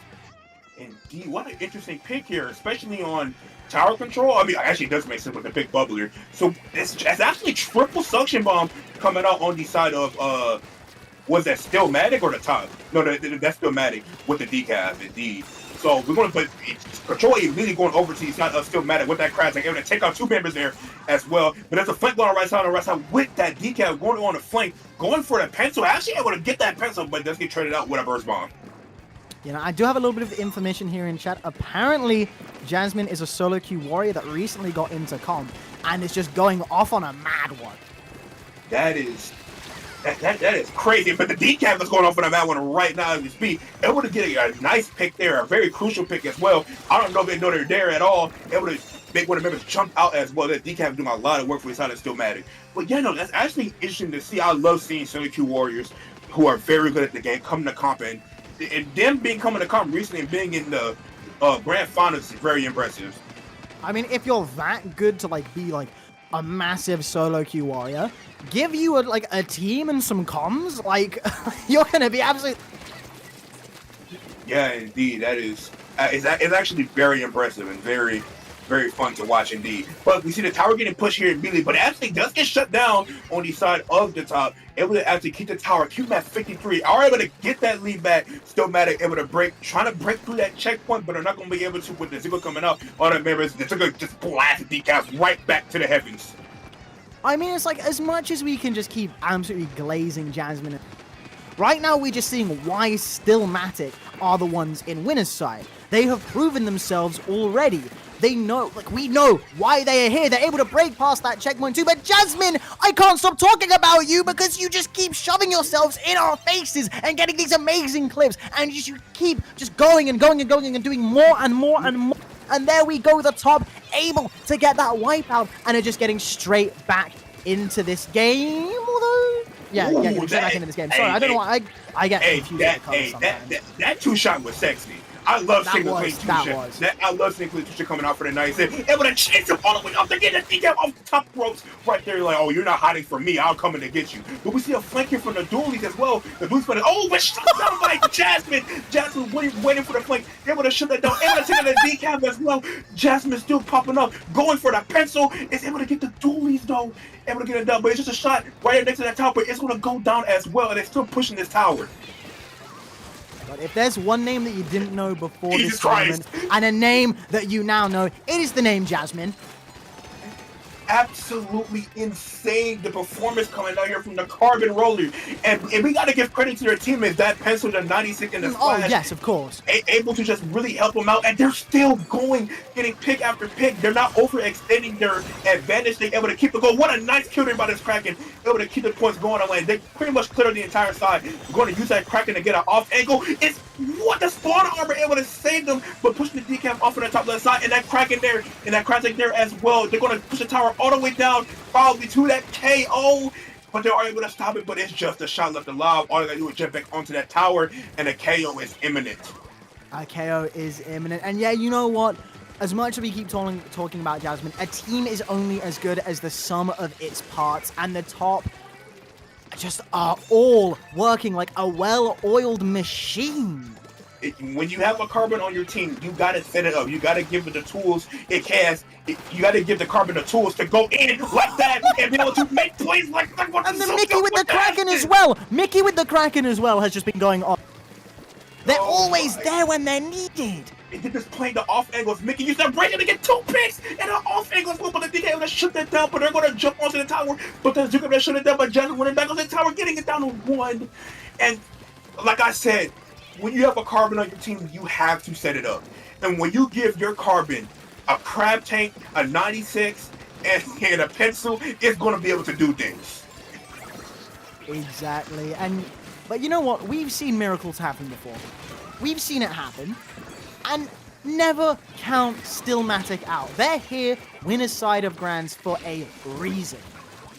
Yeah, indeed. If we can see the decap pop out there, but the crack gonna come out, look at Skull up this push, able to get a pick onto that block. That is a detrimental pick. And able to take out pretty much almost the entire team with this Kraken. Bro, Mickey on this Kraken doing so much work. Oh, hey, Mickey. Yo. God, Lord. Oh my god. Okay, yeah, no, what a game to start this off. What a game to start this off. Indeed. Mickey with that Kraken doing a lot of work, as well as Jasmine, and just the entirety of the top, just like you said, a well-oiled machine, just prospering and working. And that is game 1 of Grand Finals. They are 2 games away of setting us to a bracket reset. Honestly, it's absolutely insane to see. And you know what? I will not be surprised whatsoever if we do see a bracket reset in under like 5 minutes, considering how strong the top are playing. Yeah, indeed. But I will cut Stillmatic some slack. This is a garbage map mode of Museum Tower Control. Who wants to play this anyway? Not me. So you know what? That just might not have been their game. That might have been their strong suit. And now they're gonna come out on the rest of these games and probably figure it out. Yeah, you know, that is very, very likely. Especially, as I keep saying and pointing out, we see the team in winner's side. They're here for a reason. This is not going to be a pushover whatsoever. Yeah, indeed. But game 1, indeed, going to the top as we go on to Mako Clans, which we did see that in the last round. And both these teams play very, very aggressive comps. So I'm excited to see how this one's going to fare out. Honestly, I'm so excited to, especially after the last game that we saw on this map and mode. Like, oh my, I am actually like shaking with excitement right now. Yeah, indeed. And so, yeah, I love the grand finals thing like you talked about earlier. Like, I love that. I absolutely love that. They remind you, hey, this is the end of the tournament. Hey, pay attention to the end of the tournament. Yeah, no, hey, eyes on the screen. Everyone, look. As we see the same comps come out from both sides, except we got a 52 Deco instead of the 96. Understandably so, big Makamar. And we see the blaster. The custom blaster is back. The custom blaster is online, and I honestly cannot wait to be seeing these amazing splashdowns that hopefully we see right now. We are just seeing no one but Jasmine, none other than Jasmine, coming round there, getting 2 picks already. Do we see 3? We do see 3. Jesus Christ, Jasmine popping off in our carbon roller, but they are able to shut that down and stop us from blazing for just a second, as per usual. But were able to just really shut down that push was very huge beside it still matter. Getting out the pencil as well. They're going to have some ground to work with as they trade Zugas back and forth. Jasmine going down as well, getting punished by who else? The blaster. Oh man, we got two people to glaze now. Exactly. Oh no. My brain can't pick which one I want to glaze more. Literally, but the blaster does go down, so we pick Jet. Never mind, Jasmine's there too. Nobody can glaze right now. And right now we've just been seeing every team go like special for special right now. We saw earlier like Zuka for Zuka, then we had Crab. Now we have Akka just trying to pick up a kill on Mickey. We're seeing the blast go after them. They are able to get them. Now Jasmine comes down, gets the blaster. And we're just seeing this game back and forth like a pendulum. Nobody's getting a foothold in this game. We are completely dead set and even. This is why I was so excited to see this matchup here on Mako Clans with both these teams. They're so aggressive, that they're so strong. They're getting their specials, so they're not playing stupid. They're just playing super aggressive. But 2 people are down on the side at the top. Still Matter has a chance to really make a push here. Are able to get in, but there's a flank coming in from the right side, and especially going for it, but they are able to punish it. Zuka coming out as well. You're going to try to get close to the best. He's on the 52 as well. The Carpet hasn't been able to try to stop this push, but 3 people go down on the side at the top, and this is their push coming over to Stillmatic. Yeah, only Pencil was up. They do throw down that soda, though. So if this push is going to be anything, it might be short. just from the defensive capabilities of the top right now. But there we go. We see the splashdown happen. They are able to take down Jasmine. 2 people down on each side, though. 3 go down for Stillmatic. It looks like everyone on the top, there we go. Everyone from Stillmatic was dealt with, but that's 47 points. That's over half. The top have not really a mountain at this point, especially on this map and mode, but they definitely do have a foothill to get over. Yeah, indeed they do. The Crescent coming up trying to help with that. Able to take out the pencil. This is going to be their chance to really push in against a force of the board. But 2 people go down. Jasmine using that Zuka shot to able to space out some opponents as well. 2 people are dead. Just a dude left alive. The dude's going to be very careful. Mind the carbon, mind the ledges. The dude's looking to stay alive and just stall a little bit. But we see Jasmine on the ledge. Being a demon. Taking out one member. Looking to take out another member. They are going to get a jump in and get that power climb in as well. But Wait, 2 people 48. 48? That's not 47. That's not 46. That's 48. It looks like Stillmatic is still in the lead. Yeah, indeed it is. You know, it's like that SpongeBob joke in the classroom. Hey, I got something 40 to 47. What? What? 48. Stupid ass. About here, but the dudes are able to. Yo, these dudes are moving dangerous right now. Look at that movement coming out there from Akka, being a distraction for the side or the side at the top, able to get the crashing out as well. But 3 people go down. They are going down as well. Wait. It's just a blaster left. Zima. I feel like Zima's been very underrated. Zima's been getting a lot, and we can only seem to talk about Mickey and Jasmine. Big shout outs to Zima and Enamel as well on the side of the top. They've been working overtime as much as the rest of them, but everyone on Stillmatic right now is putting in their work as well just to keep this game in their favor. And you know what? Time has moved so quickly that we're already almost at only a minute left, and it looks like Stillmatic are they're still just able to hold on even with the Cram Tank, even with 2 power clams up for the top. They are still just holding on to this lead.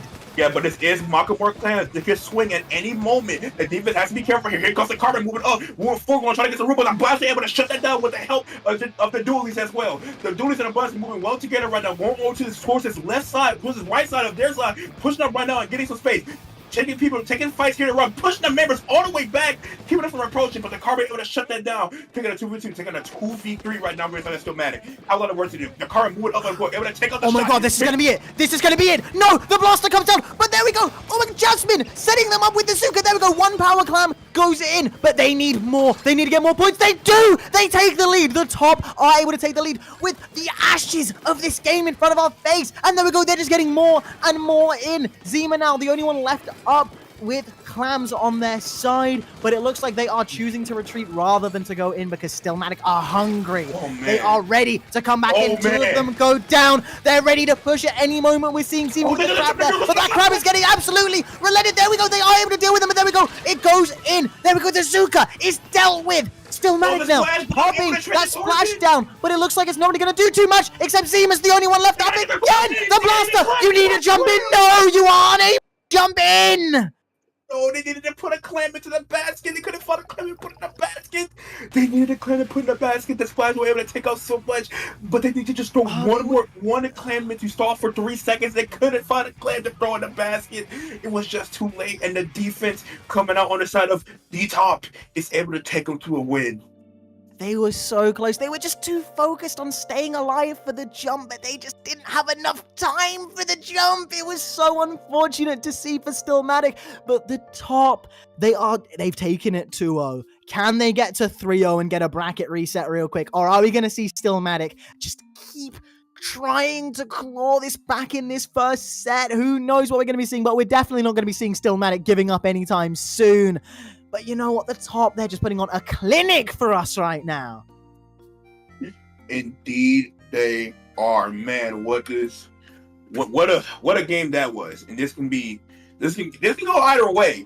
Don't be fooled. Stillmatic can easily reverse sweep this if they so choose and just win the tournament.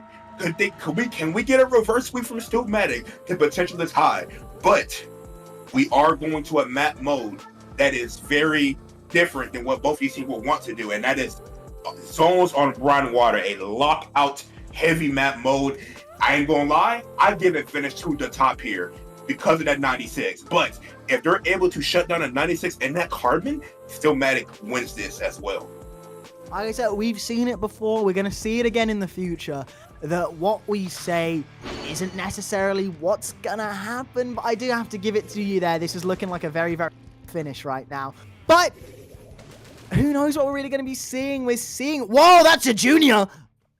That is indeed a junior, as well as a decapitator as well. So double bubble, taking a page out of Mango Heckmek's book, the team they beat earlier as well, taking a page out of their book as well. But Storm Control immediately goes to the side of the top, taking out that decap and the dualies, looking like the match is going to start in their favor.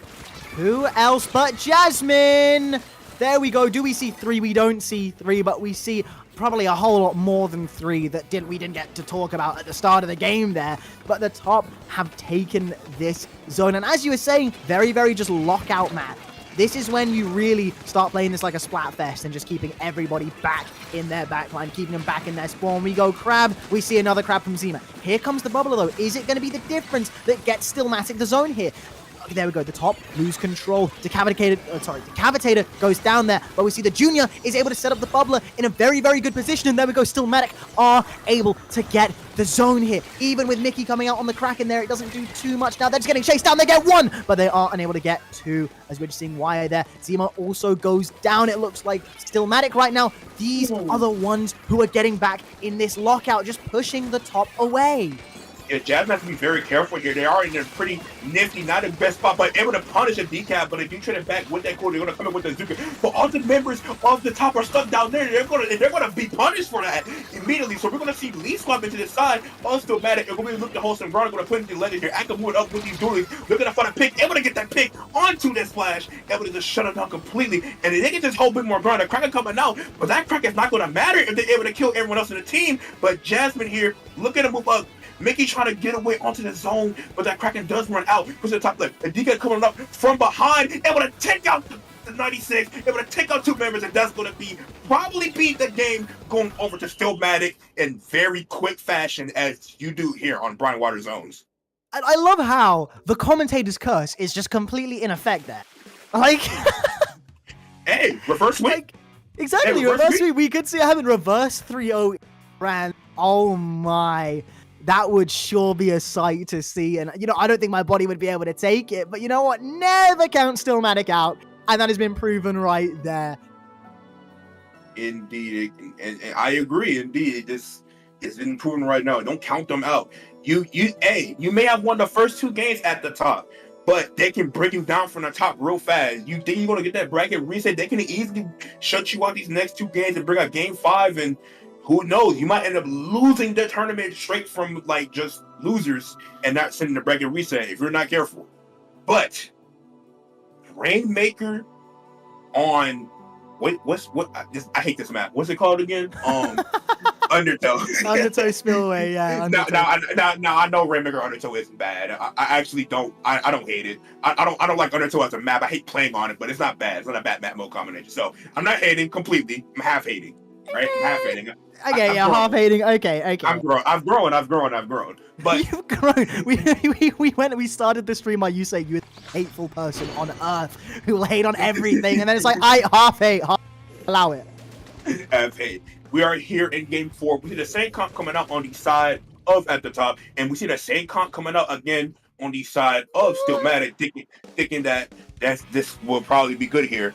So the decaf is staying as well. So the double bubble comp is still staying, and I think that does work well, especially into the Carbon Zukas as well as the space they got a hold. Aka moving up on those dualies, able to get a trade onto the pistol, and I think that's huge. So no coolers going to be coming out on the side of at the top, but the Carbon is able to trade that back immediately, and it's still going into their favor. They're ready to a bomb.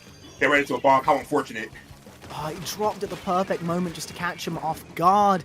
And now we are seeing Stillmatic now going for the pop once again. We see Aka just going in up there, just causing the same issues that we see Jasmine do. And there we go. Decapitator comes out. What a double from Mickey going through the bubbler. Thinking, hey, this is a safe space, huh? Yeah, you like being in your bubble? Screw your bubble. I'm going to go in there and I'm just going to get a double quickly. They say, get out the bubble. Immediately. Yeah, they say, I'm coming for you. I'm coming for that bubble immediately. And 2 people go down once again on the side of Stillmatic. This could be but Jasmine. Oh, also Jasmine. Oh, well, Jasmine's dead. Never mind. No one else but Jasmine there. And rest in peace. All that good stuff. The dude is jumping back in, able to shut him out. Oh, but the crab tank behind the crab tank. The crab tank was behind the wall. They threw a bomb at it, and it got destroyed. You hate to see it. But Cooler at the ready coming outside of the top. Jasmine going down once again. And what we're seeing is that it's still Matic is that they're able to punish Jasmine as well as Do we see 3? Can we see 3? Can we see 3 coming to the crab tank? No, we don't. But they are going to force him out. And this could be the chance to get the checkpoint and pop that Rainmaker and bring it over to his left side. Or they're going to go left or right with it. Going right with that bubble, able to break that checkpoint. Still Matic, still well into this set. Yeah, no, exactly. We are seeing no leads really at the moment except for that check going down. But once again, we are still just seeing the top. No, we're not. We're not seeing too much at all because right now, there we go. Oh, The but Rainmaker Mickey just from barely getting that lead, but behind. that lead we've seen so far, that just that tiny little lead after the checkpoint can really bring you to victory. And Stillmatic right now, they've ran a marathon compared to what so many other teams would be able to do against the top right now, and they've made it look like a sprint. Stillmatic are playing absolutely wonderfully right now. Akka coming up again with that crab tank. Are they going to be shut down? Jasmine, What? no! Jasmine shuts them down! And now we're seeing Jasmine. Okay, they do fall down, but Zima right now taking their place, trying to move in now, getting behind the Rainmaker, I believe, getting that cooler, and there we go. We're probably going to be seeing a crab tank get up soon. No, we don't. The crab tank goes down for the top before they could even pop it. And now here comes Y popping that bubbler and just trying to pressure this Rainmaker. What a There we go. nice- Gets them down. That is so nice to see from them. Yeah, what a nice position and nice player by the junior as well. And honestly, I knew that push was going nowhere because, unfortunately, Mickey was the one that picked that Rainmaker up. He's the playmaker. He shouldn't be picking that. They shouldn't be picking that Rainmaker up at all. But wait, the left side is fully open, but they're all going to throw something special at it, and we're trying to keep it from pushing forward. That pistol's looking trying to get a pick as well as taking it onto the wall. It's going to soften the time, and now we got a complete white coming on each side. Still mad at the top, having a chance to make a push. Can they shut it down? Can they make a play? But they're letting the Rainmaker reset instead, so they're going to be able to buy time and just have all four members up instead of actually picking that Rainmaker up immediately. Here comes the Kraken out once again. Jasmine able to get rid of that decapitator. Akka getting caught out. There we go. Gets Zukered and gets Kraken. You do not want to get stuck in between those two things. We've got Crab coming out as well. The top just fully believing in this push and are just shoving Stillmatic right back into spawn. Y was really the only one coming out there. We see somebody else fall down on the side of Stillmatic, and I believe there we go. No, they lose it. They lose it just before the Rainmaker gets to the checkpoint. That is time. That is time, and time is what Stillmatic need right now. That play was absolutely killed, Mr. Slice. Able to kill that Rainmaker before getting to that checkpoint. I thought for sure they're going to have to leave, but I don't know who did it, but somebody came through and killed that Rainmaker. And they were able to keep the lead. It was a bomb. Oh, what a bomb on the wall. Bomb on the wall. What a just exploded. Just took them out before they could react. And that is what you need right now. Under a minute left. Stillmatic 50 seconds away from making this set all tied up in enamel. Going round. They take the lead. Running to the left side, able to get the lead. Notice the other members of Stillmatic was stuck on the right side, able to push them out, and they still have numbers they finish, so they can easily push up. We see Jasmine on the flank on that carpet. They are aware that they're going to try to take them out as well, but they are picking them up for some more points, all the way down to 23. Still at the top is looking at set this bracket reset, and they're still fighting this Carbon. There's a duel going on between the Carbon and everybody else on the left. Carbon actually finally going down, but being such a distraction that they wasted so much time. You're not going to get cooler. You're not going to get cooler now because you grabbed the Rainmaker this close to the end. You're probably not going to get overtime if the pencil dies right now. Now you've got just that 8 seconds and then overtime. Even though we might not even see overtime, Crab comes out. That could just kill the Rainmaker right here, right now.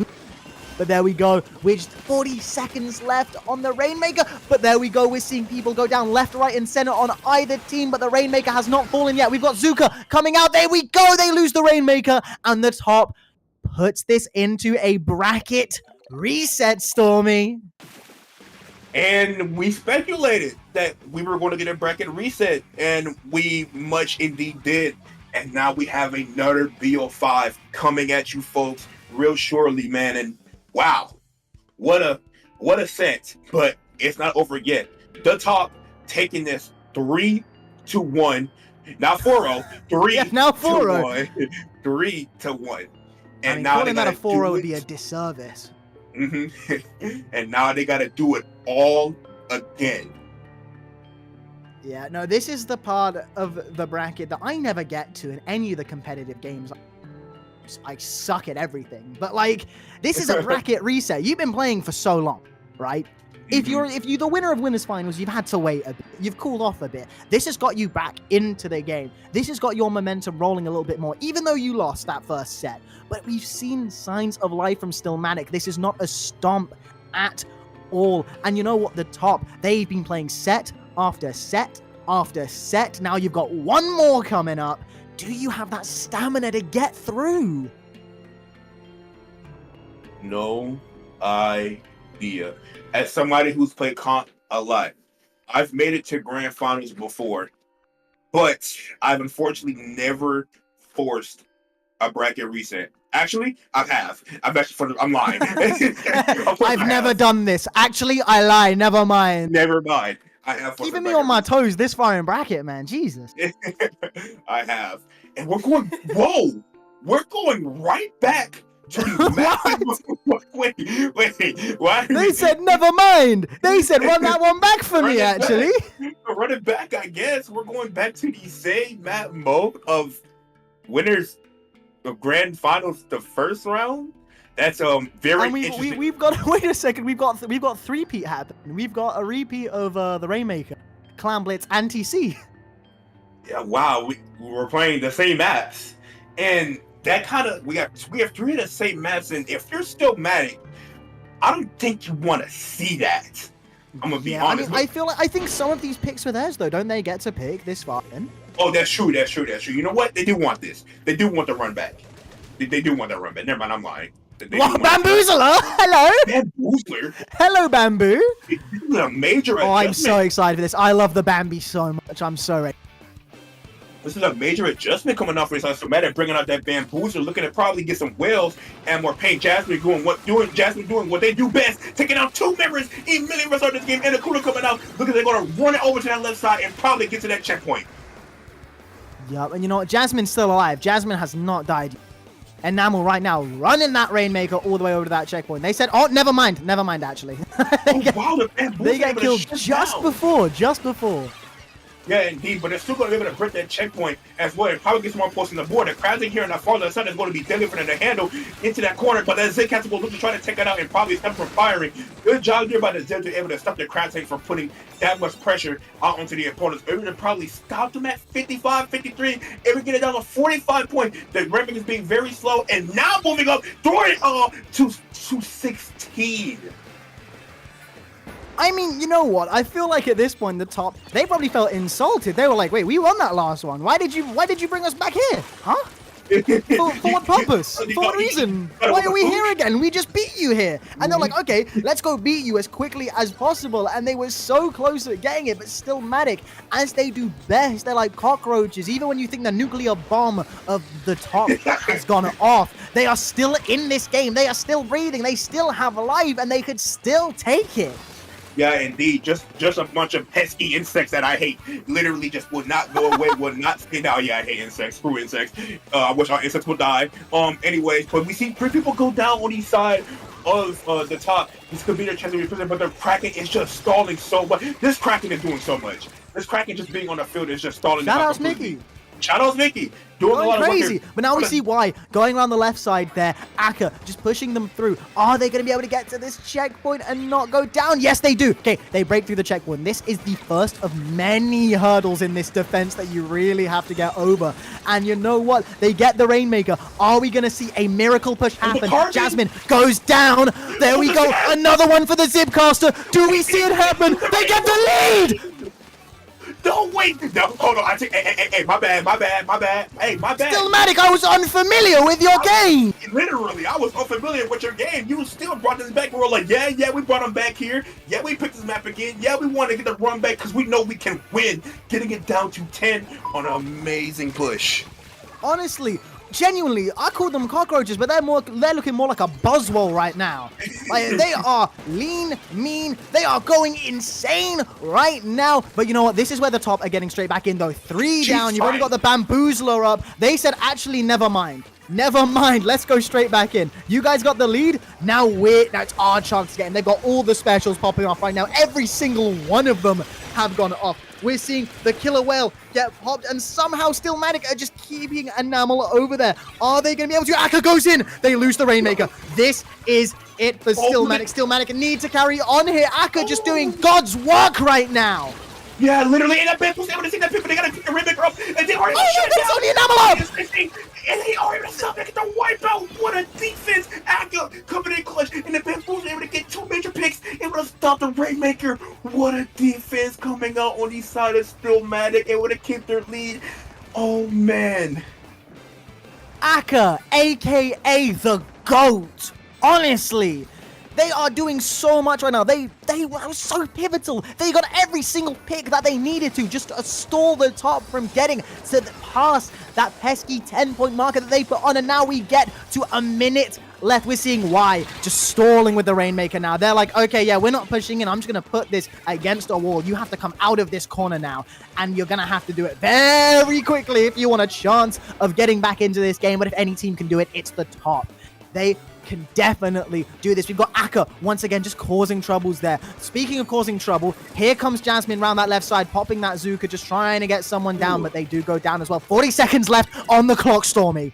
40 seconds left, 35 seconds now. Look at, they have 2 spells already been the crouching and that cracker. They gotta find a way to make a play. But we gotta think about this Bamboozler. The Bamboozler is a lot of work, especially with that Killer Whale special. Able to locate the carbon and also give consistent chip damage as well to help that Stamper and that Crabstick as well secure kills. We see Mickey flicking on the right side, actually. Please go back to Mickey. I need to see what Mickey's up to on that bottom right. Help with Jasmine, but they do get shut down. The Crabstick able to take down 2 members. Wait! Only the Bamboozler! Only the Bamboozler up! Do they get past it? No, they lose the Rainmaker! They lose the Rainmaker! What a play! What a play! But 2 people go down, immediately get 2 people down, but it's just Jasmine. The Splash able to take it down, but they just are quickly out and didn't win the game. I can't believe this! Genuinely, I cannot believe this! The Bamboozler that we pointed out at the start of the game. We're like, whoa, what a weird weapon pick. It saved it! It saved the entire game! Oh my god, it was just a Bamboozler alive. The Kraken was smothering it like a overprotective mutter just over the Bamboozler's face, but they stared down death and shot the Rainmaker and said, I'm made for this. I'm built for this. I was made for this moment. Even in the face of danger, the Bamboozler was just able to get that clutch shot off at the very end, and the Bamboozler clutched twice with the help of the Dualies. We see them get lead right here, and on this push right here, they're able to hold right here with the help of the Bamboozler and the Dualies just being clutch as well. The Bamboozler looked death in the face with that Kraken. They had no teammates. They had no time. They had no special. They just had a Bamboozler and a dream, and they were able to stop the overpowering offense that is the top to save that game that looked like the ashes of a game that they were going to win, and they were able to steal it from the depths of hell. I genuinely cannot believe that, and that's just game 1 in this grand finals reset, Stormy. Indeed, and if that was one game, Stillmatic barely won that, and they're gonna do it 2 more times. It's kind of like, you know, when you're like chipping away at a tree, and you're like, and you swing 5 times, and you're tired. You're like, oh yeah, but you only broke off a piece of bark. There's still so much to go through for Stillmatic if they want to win this tournament. I mean, hey, they've made a dent, though. They've made a dent. That's more than most teams can do. And you know what? They didn't just win a game. They're a game up. The top have to play so much more now. Yeah, indeed. And the top has so much work to do, and we're going to zones on It's some mid-set coaching in the chat. I'm just seeing Enamel comes in, punch you. Like, bro. Punchy, am I feeding? Oh, you know what? Get your coaching. Let's see what happens. Get your coaching. Get your coaching. Do what you got to do to win this tournament. I do not blame you. But hey, getting coaching in front of 80 people is crazy work. I'm just saying. But you know what? Do what you got to do. No. I feel like, like it's not like coaching, you know. I feel like it was just like, oh, am I feeding? You know. Anyways, Hagglefish Zone. See, I always say this line. I always like saying this. because I play Smash Brothers, and the most neutral stage that everybody gentlemen's to in Smash Bros is PS2, Pokemon Stadium 2. This is the PS2 of Splatoon. If I see anybody, I ask them, hey, what is your most neutral stage? What is the most neutral stage in this game? Bang! Hagglefish Zones. Hagglefish Zones. It's the most neutral. Bro saying PS2 is terrible in the chat. That's what I'm saying, but everybody just goes to it. Everybody gentlemen's to it. Literally, that's what happens. And I think, and you see, they're taking a little bit longer to rate up. We won't see a little bit of some competition come out here, maybe. But what if the Saudi first game? And just say, wow, it's got my heart racing. I've never, like, when I'm commenting Splatoon tournaments, I usually, I bring the energy, but I'm usually just kind of like, let us Splatoon tournament. But this is something else. Honestly, the tension is palpable. You can feel it in the air. Jasmine breaking out that rapid deco. We're seeing them move away from that explosive playstyle to that more pokey and proddy kind of playstyle that you see from a rapid deco. Interesting. We're going to try to set up the 52 to run in and get killed. We're going to set up Mickey here, but we see and decide Stillmatic. We see the same comp with that Junior and the Blaster as well coming up. 52 goes down immediately. Stillmatic has control of the zone, able to push people out on the total of the right side as well. But the Rapid able to trade it back immediately. Yeah, no, the last tournament that I casted here, I think I did good deco. This isn't just kind of a Hail Mary pick. Like, this is definitely a weapon that they are comfortable with. And you know what? Right now, it's looking like it's working out. We saw them going with that jet there. They've taken that lead back, and they are just shoving Stillmatic into their own backline. Indeed, they are. The Rapids stuck in the bottom. They're going to be able to reset and jump out as well. Makes sense, but they're going to probably grab this cooler as well. Stillmatic able to get him a 20-point penalty, which you like to see. The visor is moving very fast. He says, oh, a double!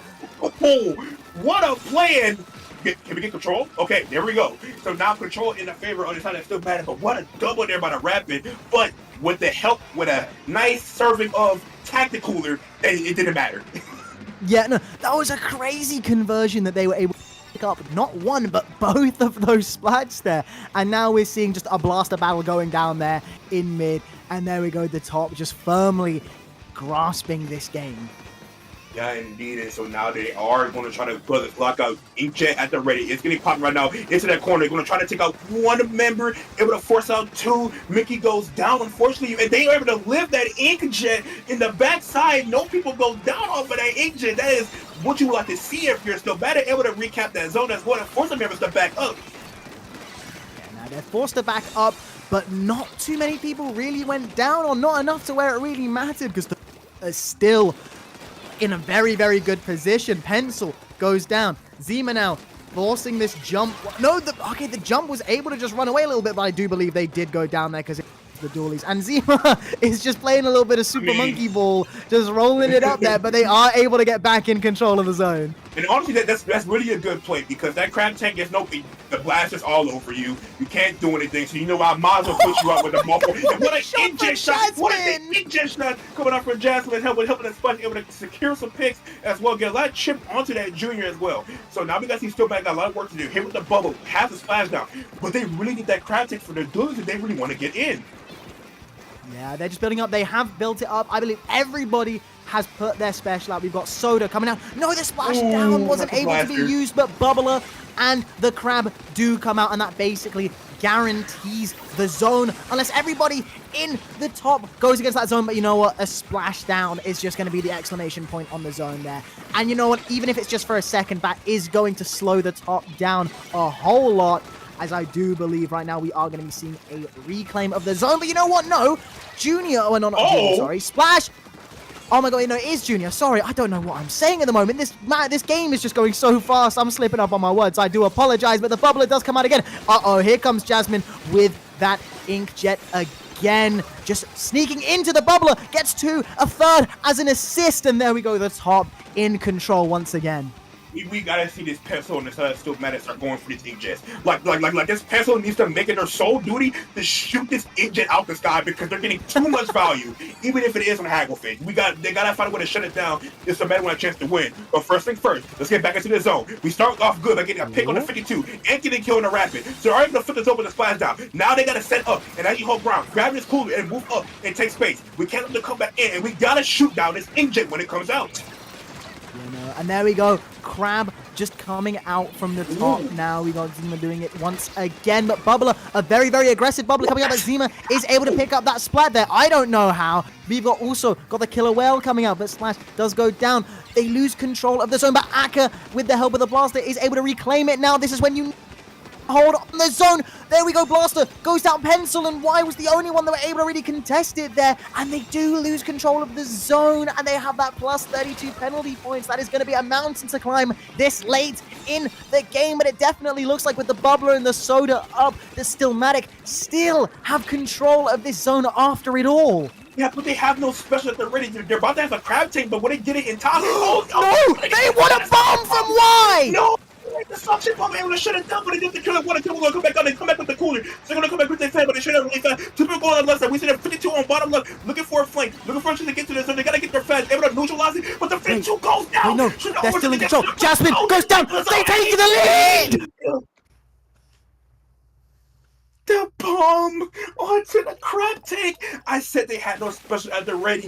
They had no special at the ready. And I was just about to commentate. They needed a random kill. They needed a kill if they wanted a chance. And then the bomb onto the crab tank really just shifted momentum into their favor as well. And the help of that Junior and Pencil just painting over everything. Stillmatic takes another game out the clutches of the top, snatching it away from them.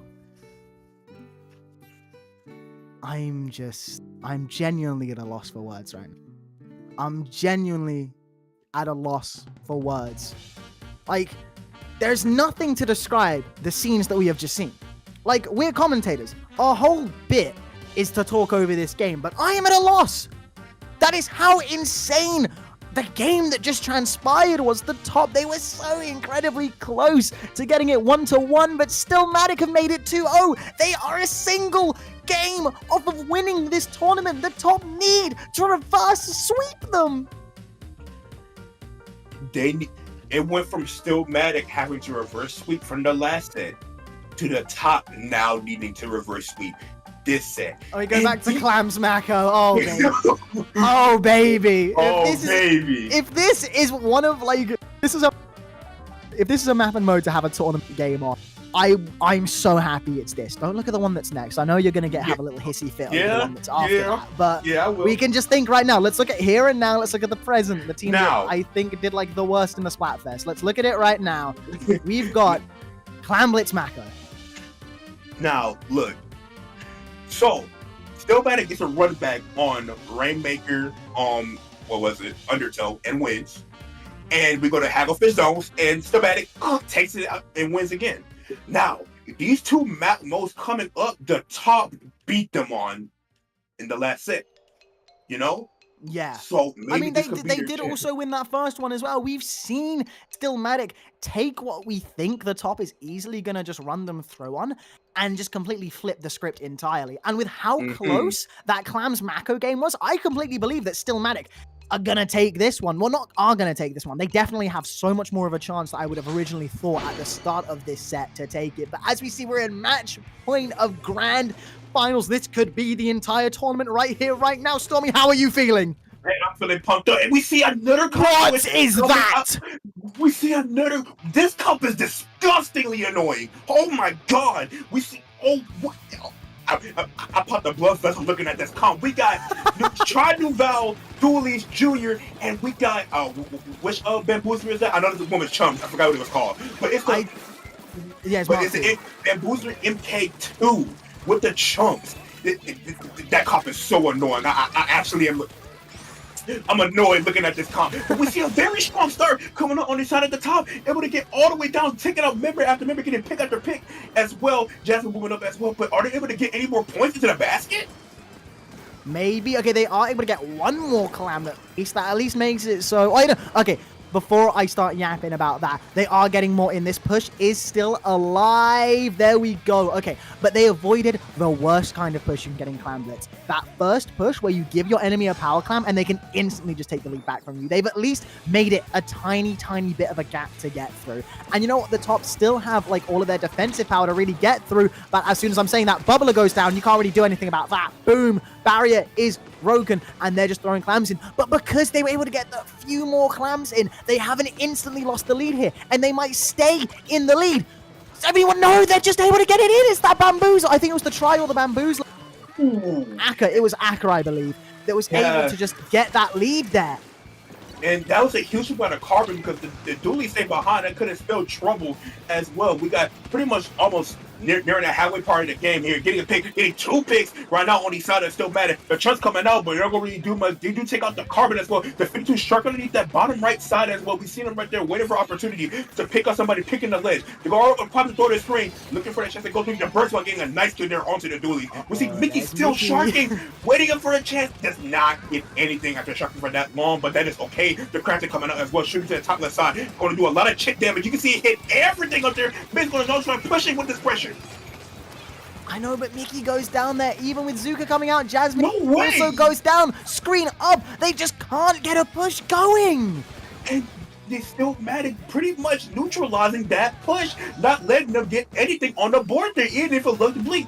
Jasmine able to get a pick onto the duels, but is it going to be another junior playing very aggressive, getting rid of the pencil, and it's not going to take on 2 members on that side. Go play the right side, and then they're going to move up. Jasmine being stuck in the corner, moving to that bottom left, is getting their feet You've only painted, got 2 and clams, though. You don't have a clam ready. They don't have a clam ready, unfortunately. They are building clams right now, getting it 10, trying to make a power clam right now, but they don't have it yet, and Akka is lagging. Oh, no. That's not what you like to see this far in bracket. All right, that's fine. There's a little bit of spectator lag right there, but they are able to slow it down right now. But it's going to pretty much neutralize the push again. Both sides neutralizing their pushes. We see Jasmine here on the right side with that carbon push up there. Hey, this pencil is in a world of pain, world of misery with all the splat bombs, the thing, fizzy bombs, just everything thrown at it. And that's what the try does. Those fizzy bombs implement so much chip as well with those splat bombs. There we go. That pesky little try goes down, but here is Akka with the crab coming out. Sorry about that. I got a little bit distracted. Something on my side there, but here we go. Akka going into a ball perfectly to get rid of Jasmine there, but Jasmine is able to pick it up. But Jasmine and the pencil are the only ones up. But Jasmine is just ripping and tearing through the backline, but does go down as they get Zuka. And there we go. They jump into the bubbler.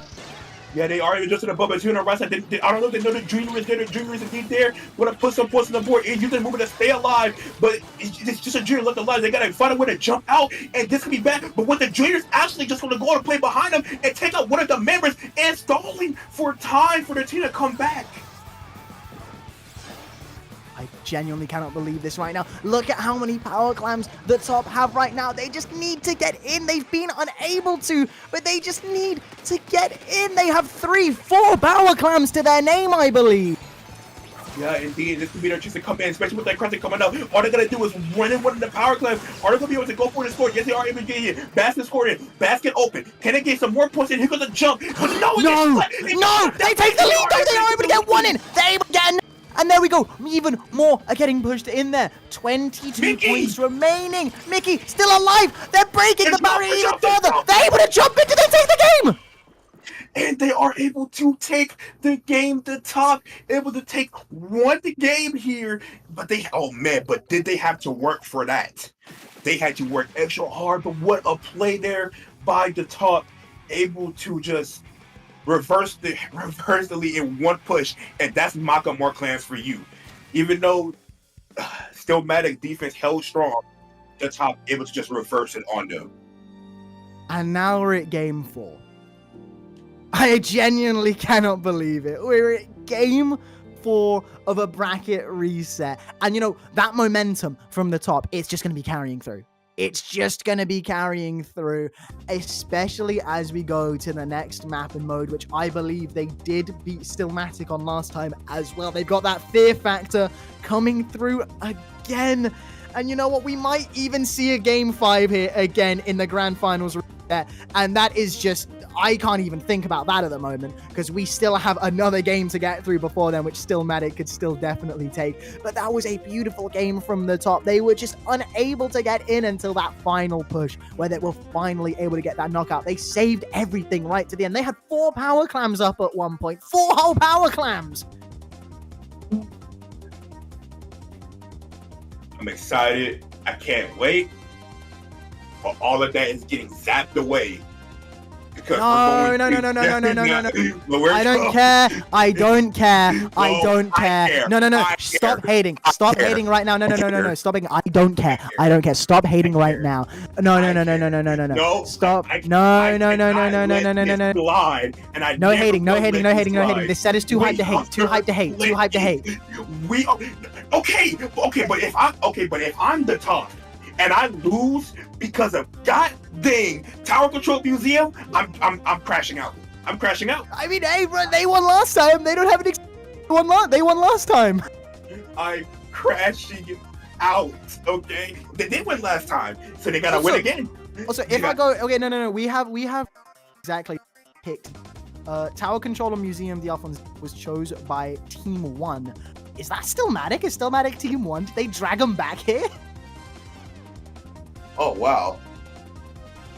Yeah, Team 2 is the top, so Team 1, Stillmatic was like, yeah, you did it once, let's see you do it again, pal. Let's see the comp that Stillman has to bring, and we see the same comp coming out on the side of the top, and they're bringing out pretty much the same comp except with the junior still, more paint, more bombs with that blaster, the comp that has been winning. So if it ain't broke, don't fix it.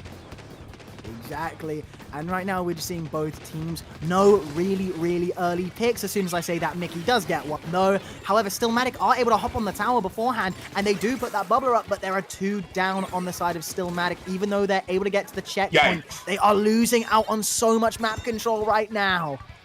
Yeah, indeed. And that 96 and that Kraken is doing so much damage for the side of the top. Able to push them out completely. And they have 3 specials already. Kraken coming out a little bit early here. Actually going to go to that top right side and take over that side of the map. Able to push out one member and make them draw. The Blast is making the Blaster draw. But the Blast is able to take out that Kraken. A huge pick there. Major pick there. They got to get rid of this 96 from their side. But Mickey is still doing a lot of work on that 96.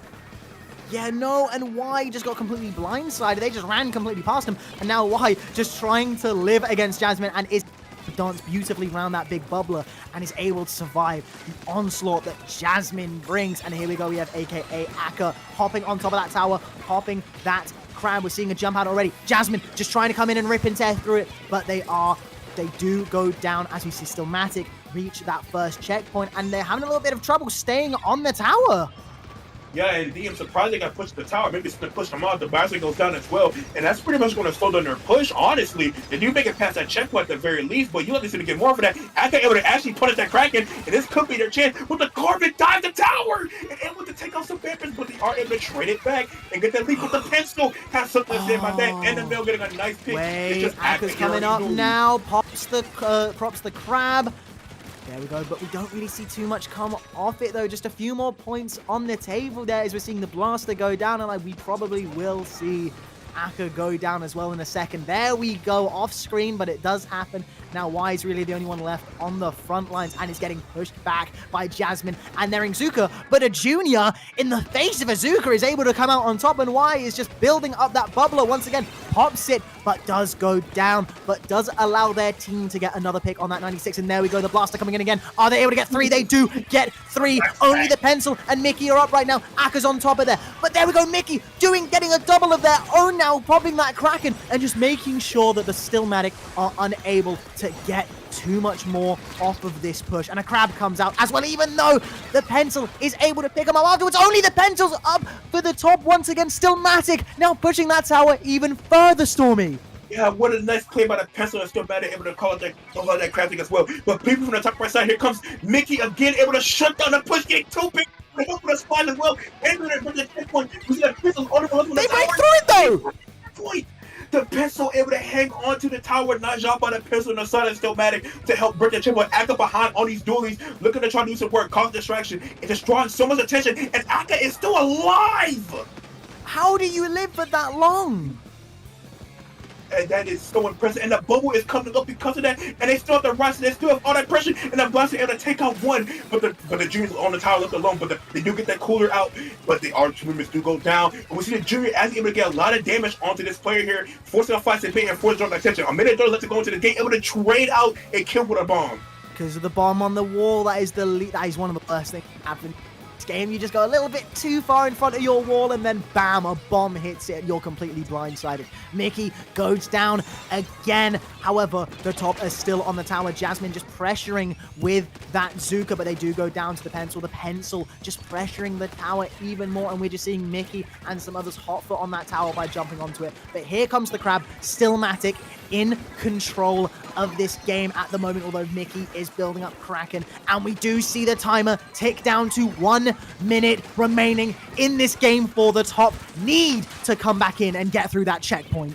Yeah, indeed. We gotta give credit to this pencil on Stillmatic. They're doing an infinitely amazing job just keeping space for their team to work with. But we got 40 seconds going to the game. 2 people go down on each side. That's Stillmatic. Could be trying for the top to move in. 3 people go down just to piss up the line. But the pencil able to punish one. They gotta get rid of this pencil. They want a chance. But this pencil is doing probably so much range, so much pressure. Cooler coming out, pushing to the left side. They do get rid of the splash, but they try out the Junior in return. But the Blaster sitting on the Grace. The Blaster doing the line. Mickey's the only one left alive. Mickey has to come up big, has to find some picks, has to find some room to work. Jasmine jumping into mid, going to try to take out the Crab Tank, is able to take it out. But when they get anything else, they take out 2, 3! It's just a pencil with the line. But the pencil is just staying alive and just barraging this tower. But the pencil's doing so much, they do take it out. Rushing the tower right now. Overtime at the ready. The Blaster is still there. 2 minutes there! They took the lead, though! They took the lead. They took the lead. At the last minute, and they take the lead. Oh my god. Oh my god. What a clutch. Can we go to that replay as quickly as possible, please? I need to see exactly what happened on that final set. I need to see what happened. Because two people go down, the Crab gets pushed off the tower, and the last person on there is just able to keep their tippy toes on the sides of the grates and stay on. They didn't make it to the tower in time. They were just able to keep it going. The pencil on Stillmatic fought for their life. They almost just solo won the game for them, but they just couldn't hang on enough. And that play by the Carbon to jump into mid to get rid of the Crab Tank was huge. Able to get a triple out of it. This doesn't happen unless this play happens right here. What a stellar play by Jasmine. I cannot believe it. I genuinely cannot believe it. And look at this. We see, I don't even know what happens here. I think, yeah, a bomb gets thrown. It kills 2 of them, knocks the Crab off. But however, you still had that one person on the top there. Mickey, of course, 96, just sitting on the tower. And it was just too late. They just didn't have enough time to get onto the tower and get them off. That is highly unfortunate for Stillmatic. And we might be able to see our reverse sweep come out here. But more importantly, we have game 5 bracket reset. This is it. The final game of Paddling Pool 289. Everyone in chat, I hope you're ready for this. I'm ready for this. It's honestly been an honor and a privilege to be here with you, Stormy. I've absolutely loved casting with you, Stormy. So let's make this last game a bloody good one. Yes, indeed we will. It's been an honor commentating with you too. But as they say, jobs not finished yet. We have one more set to commentate to get it, and we're going to make it a good one. Here we go, folks. Rainmaker on Humpback. This is it. No matter what happens, no matter what rhyme or reason you have for losing, this is it. The winner wins, the loser lose. And here we go. Here we go. We're just seeing a little bit. There we go. I believe everyone's ready now. I don't know. I think they were just thinking about their comms a little bit too much. But let's get this. We go into it. I'm so excited. Grand final tiebreaker. Humpback Rainmaker. I'm very surprised you didn't have anything to say about this map, because I know this is a very dicey one. Fine. It's fine. It's fine. Ooh, there we go. V-shot. We've got a V-shot. I mean, order shot. Order shot. And no Blaster coming out of the side of Stillmatic, and I wonder if that's going to be okay, because those point sensors on the Carbon were probably ideal, but we'll see how it fares up. We see Jasmine moving up, trying to get some pace. Does move back from the pressure. Does move back immediately. We see a stalemate happen again mid. The Carbon looking to break some ground. He's not going to find anything. We'll go back and grab a cooler. Akka here on the bottom left side looking to find somebody. Does trade out the Carbon there. Two people go down on the side up the top. Pushing the right side. And they're over to run Rain to go over to the checkpoint. Can they make it? And they will make dunk it. it. But push up fast. Over Akka there on that cross. They're going to push up fast. Two people are dead. But the Kraken is out. They got to get rid of this Kraken. The Kraken is going to slow down their push and just stall it out. No, Mickey's unable to get off the grate, so they're unable to get past rails, but two people are down on each side. Now, Zuka comes out. Now we have Bakudo just trying to run with that Rainmaker. Gets it to 51, though. I'm going to say it. If they didn't have a 96, the game is over. Because they were set up. That Kraken just stalling beautifully. Stillmatic came out blitzing and just killing everything. And they were really looking, they were going to kill this game. But that Kraken is able to just stall it out. But at the very least, they do break the checkpoint. After moving their by the Rainmaker, it's going to get shut down.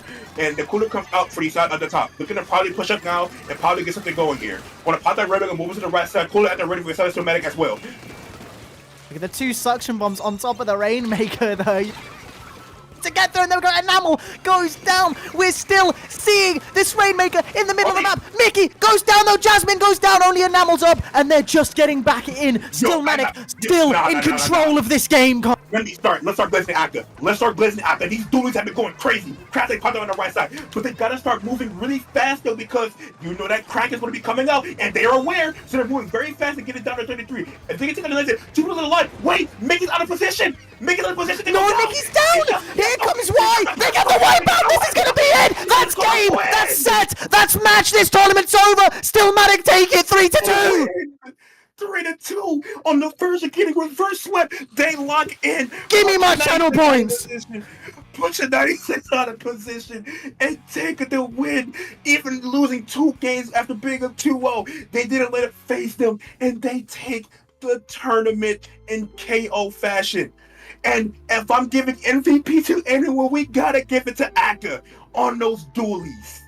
That was so insanely incredible. I genuinely don't have any kind of like similes, metaphor, alliteration, anything of the sort to describe what just happened. Like, I have no more silly words left to yap. That was just beautiful.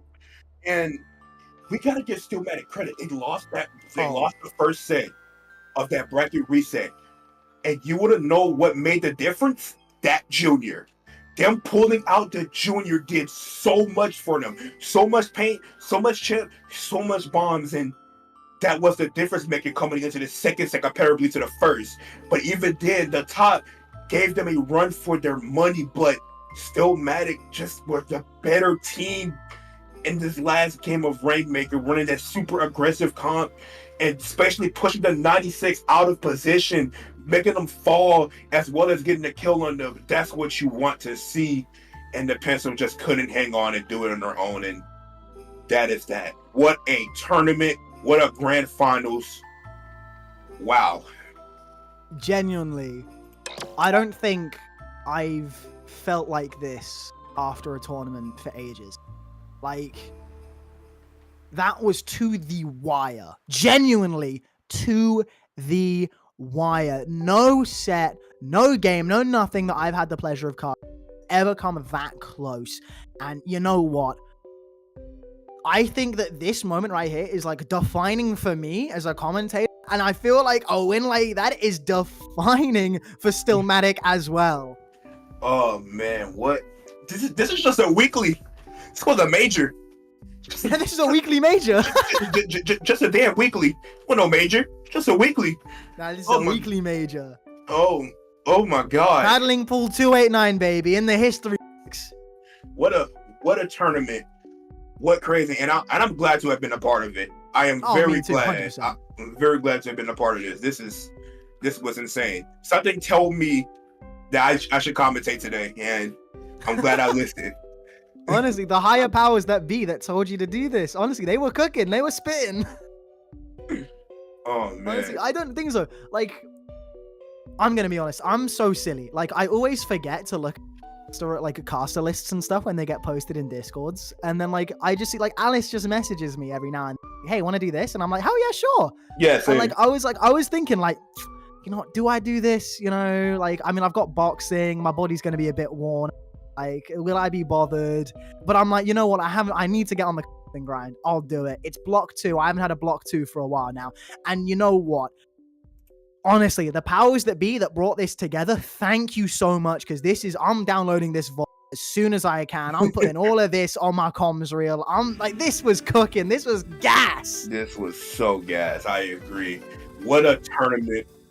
Yeah, what a tournament. Wow, what a set. Congratulations to Stillmatic for winning Paddling Pool number 289. Can you believe we're almost at 300? That's absolutely insane, by the way. And GG's to the top. What a performance by them. Amazing. Everybody in this grand final was very, very strong players. What a showing.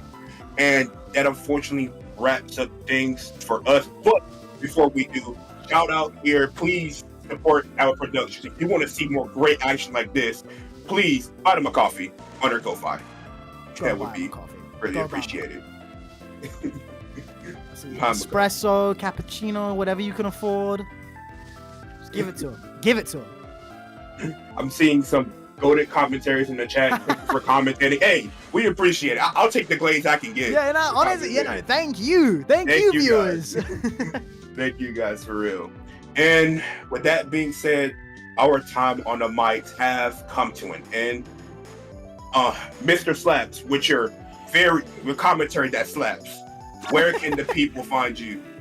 I keep saying this after every commentary slot. You know what? I am on Sky. Just because like everybody's on there now. But if you want to follow me on Twitter, if you want to keep up with whatever the heck, you can go follow that Twitter down there, m.r_. Oh no, it's m_r_slap on Twitter. That's just my Discord. But yeah, my Twitter is m_r_slap. So honestly, thank you all so much for watching here today. And you know what, Stormy, where can we find you? Man, I'm a content creator, so you can find me on YouTube at Stormy Senpai. You can find my Twitch streams at Stormy Senpai 2. You can also find my Twitter takes at Stormy Spam. Thank you guys so much for watching, and I hope you all enjoyed. Thank you all so much for watching. See you guys very soon as we catch you guys back in Paddling Pool 290. See you soon. Bye-bye.